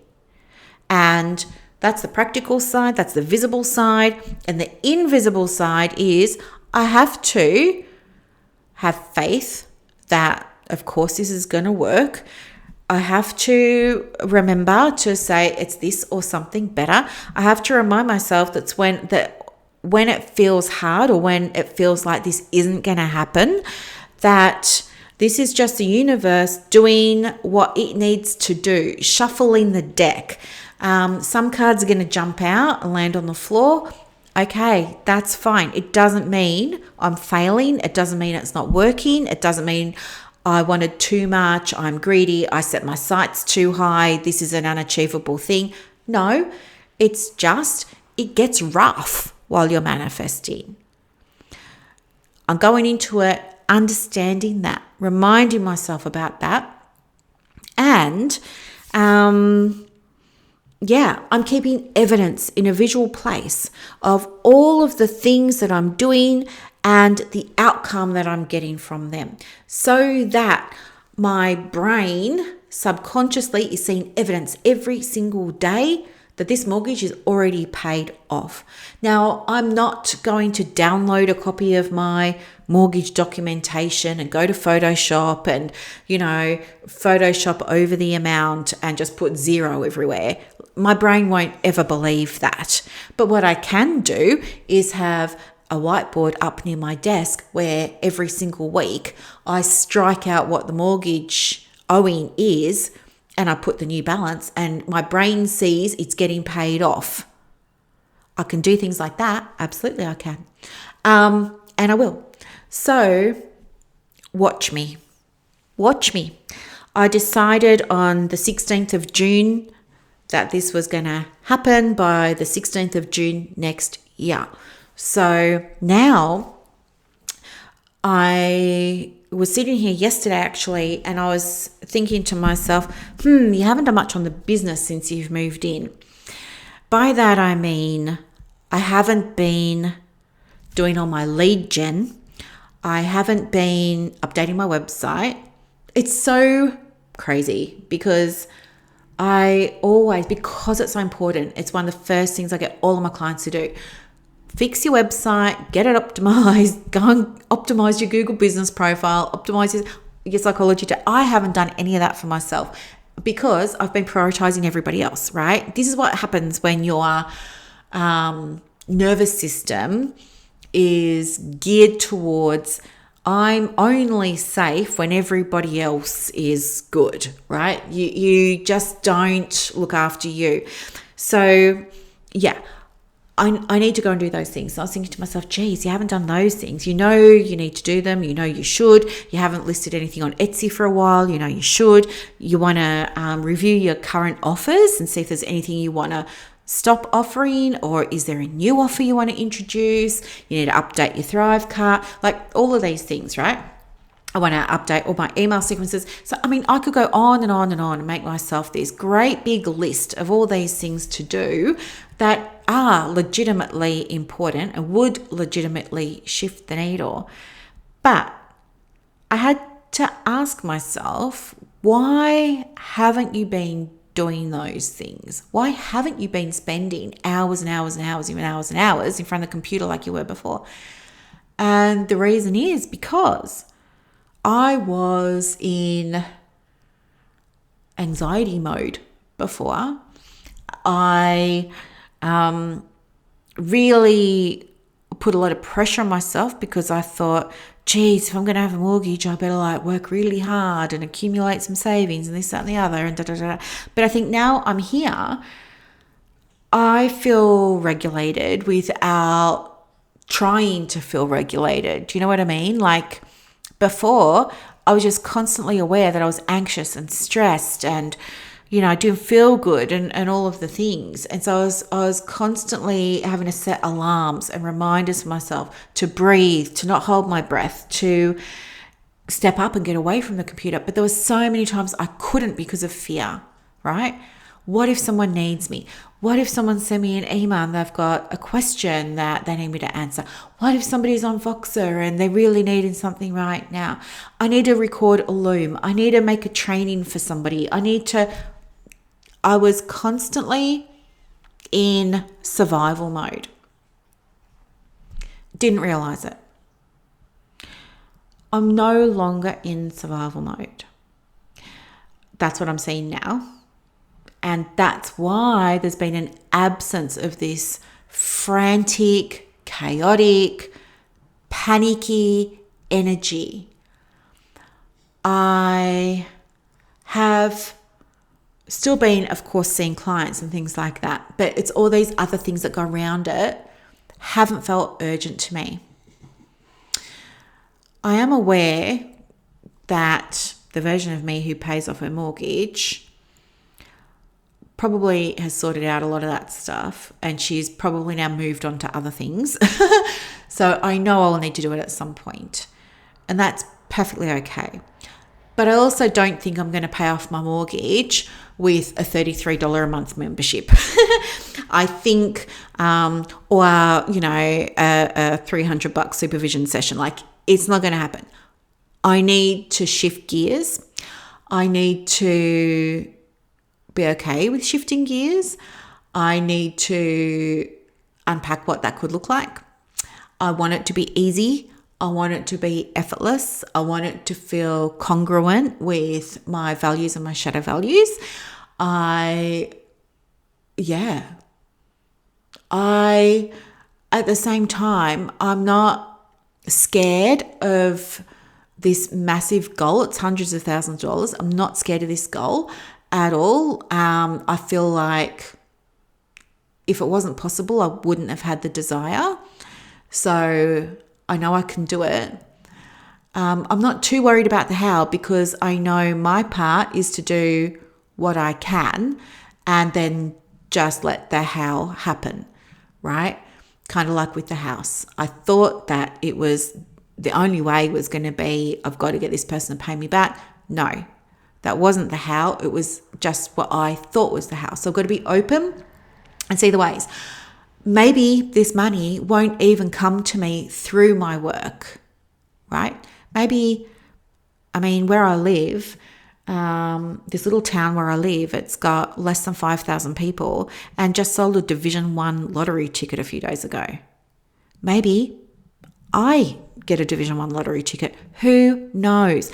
Maybe I'm on one of these walks and I strike gold near a mine. Who knows? Maybe now that I'm doing all this research on family trees and this, that, and the other, maybe I find, Aunt Gladys, twice removed or something like that, left me money in a will 20 odd years ago and I never knew it. And there it is. I have no idea how this is going to happen, but I've decided it is. And I will show up as the person who's mortgage free again. Easy. And I'll take the right aligned actions with that. It's not about me doing more, scrambling, being desperate, panicking, all of this. No. It's calmer. It's confident. It just it doesn't have excitement around it, and it doesn't have fear around it, because it just feels normal. Just feels like, well, why wouldn't I pay it off in 12 months? Okay. That's what it feels like. It's not a massive mortgage, but it feels like a big mortgage to me, because I feel like I'm starting again with my finances as a result of, it's between $500,000 and $600,000 that I'm owed. Okay. And then I've just got to use a bulk of my savings to get into this place. And even with that, there's a balance of the mortgage that is remaining. So I'm looking at, I'll tell you what it is, because you're probably wondering. I'll tell you what it is. I wasn't going to, because it's like private, but who cares? I need to come up with an extra $374,000 in 12 months to pay it out. So I know that I can do that. Maybe it's going to be through work, maybe not. Who knows? I mean, I have been making Google Chrome extensions and not marketing them. So I don't know. Maybe one of those just kind of takes off and the money just comes to me passively. Who knows? I don't know. I want to today sit down, think about the version of me that did it, reverse engineer it, identify the gaps, see my strategy there in black and white, and then boom, just get on with it and do it. And give myself visual cues that I can see around me all the time that it's working and it's effective, right? The bits that I can control. So that's how I manifested a house in 11 weeks. And it's how you can manifest stuff too, okay? You don't have to, try and trick yourself into believing stuff. It's not about that. It's about becoming somebody else. And that's the hard bit, because it requires you to change your personality, right? Your personality is your thoughts and behaviors, basically. So you got to change your personality. And the difficult thing about that is that when you start to change your personality, again, it's being led by you, nobody else. And people around you might not always be comfortable with who you're becoming, right? With who you're evolving into, for all kinds of reasons, right? For all kinds of reasons. Maybe because you're, triggering something in them around, they might have a belief that you can't get a house in 11 weeks, for example, or they might be believing that manifesting is BS or something like that. And then here you are doing the things, and that's creating conflict for them, right? So they're probably not going to like that about you, that you're doing it and you're being successful with it, because it goes against what they believe. And they're going to say, I don't know who she's becoming. She's not who she used to be. No, she's not who she used to be, folks. She's not. Right? So just be aware of that. Be mindful of that. I would say, depending on what you're wanting to manifest and what it will require you to start to embody in terms of the way you approach things, your views, your perspectives, what you think, how you act, your behavior, what you do, all those kinds of things. Depending on what it is, if you're in a relationship, maybe you might want to involve that person in it. Like, just say, hey, I'm thinking of, generating a 7-figure practice in the next 24 months. And I was thinking it's going to require me to do things differently, because it will. Otherwise, you won't do it. You will just have what you've got now. It's going to require me to do things differently. I'm going to have to start seeing things a little bit differently, thinking about things a little bit differently, doing things a little bit differently. I think if you are connected to people, whether it's a romantic relationship or a parent or children, a housemate, whatever, but people that you've got regular contact with who are going to be impacted in some way by what you're doing, I think it would be good to let them know. You don't have to say, hey, I'm going to manifest this. Just say, yeah, I'm working toward a goal at the moment and I just want to share it with you. I think if you clue them in, it'll be easier. I don't know, just sometimes when you are working on stuff and you do have to change how you see things. Like for me, for example, when I realized that my fawning and my people-pleasing behaviors and things like that were an ingrained response to trauma, I then made the decision that I was going to pause before I did things for people anymore, because my default had been make sure other people are happy before you make sure you're happy. And I would do that. I would feel momentarily safe from being hurt by that person. But then, shortly after, I'll be feeling invisible, like I don't count, I don't matter, my needs aren't being met. What about me? Like, I'll be thinking that. And then I feel guilty for thinking that, because that's part of the programming, right? So when I became aware of the people pleasing and stuff like that, I told myself, no, before you go and do this thing for this person, stop. Get in the habit of stopping first and asking why you're doing it. Because I want to do things because it's on my heart to do things, not because I feel like there's going to be some terrible consequence, punishment, I don't know, horrible thing I'm going to have to live through if I don't do the thing, right? I want to be able to give from love because I've got it to give, not because I'm scared of what's going to happen if I don't. So that resulted in me not doing a lot of things that I'd previously been doing. And it caused a little bit of conflict because people weren't expecting me to all of a sudden stop doing things. I'd changed, but they hadn't. They didn't know I was in the process of changing, so they weren't on board with it, and it got messy. Understand that when you change, other people will need to fall into line, and some will and some won't, depending on what you're doing, of course. Like if you're manifesting a Mars bar or if you're manifesting a new puppy or something like that, probably different. But I'm talking about big stuff, right? So just be aware of it so that you know and you can sort of work around it. Anywho, manifesting, as I said, it's I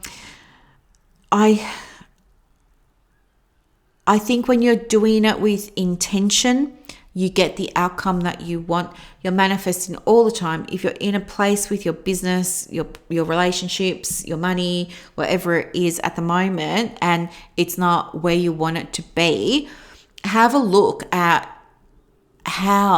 what your role in it was, because you're not 100% responsible for everything. As I've said for this whole episode, you can only do your part and then all this other stuff happens without you.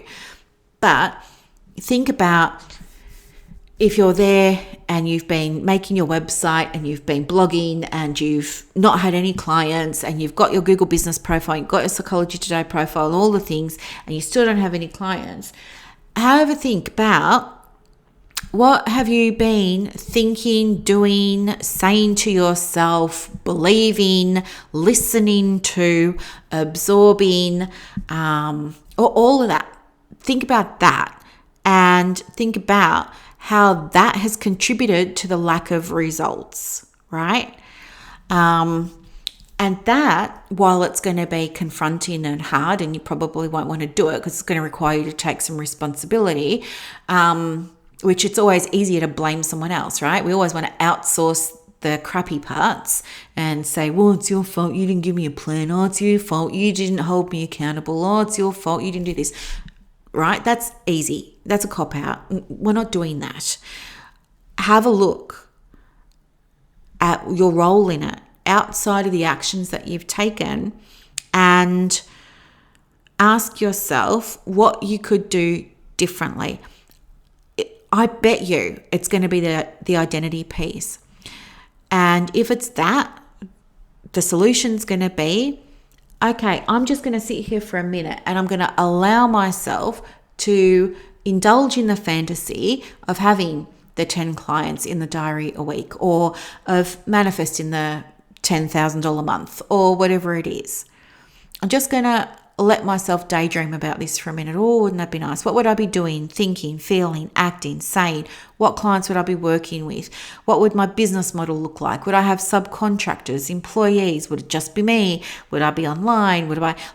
How many days would I be working? Start to think about it from the place of already having it. That will show you the gap, which in turn just tells you intuitively, oh, okay, well, I can see what needs to happen here. I need to stop doing this. I need to start doing that. I need to stop thinking like this and start approaching it like that. I need to stop doing this thing over here, this behavior, and start doing this one a little bit more, right? There's your strategy. You're going to do the strategy. The strategy is going to give you the evidence. The evidence is going to reinforce the identity. And then what's happening now is we've got reality lining up to match the identity, okay?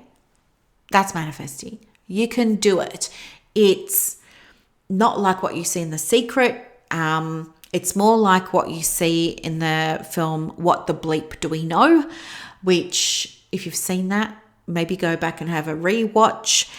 I found so much value in that film because of the science in it.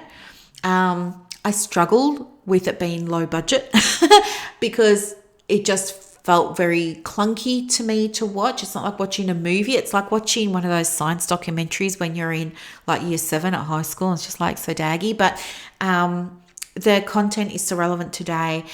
It's still like one of the world's most popular movies, even though lots of people haven't heard of it.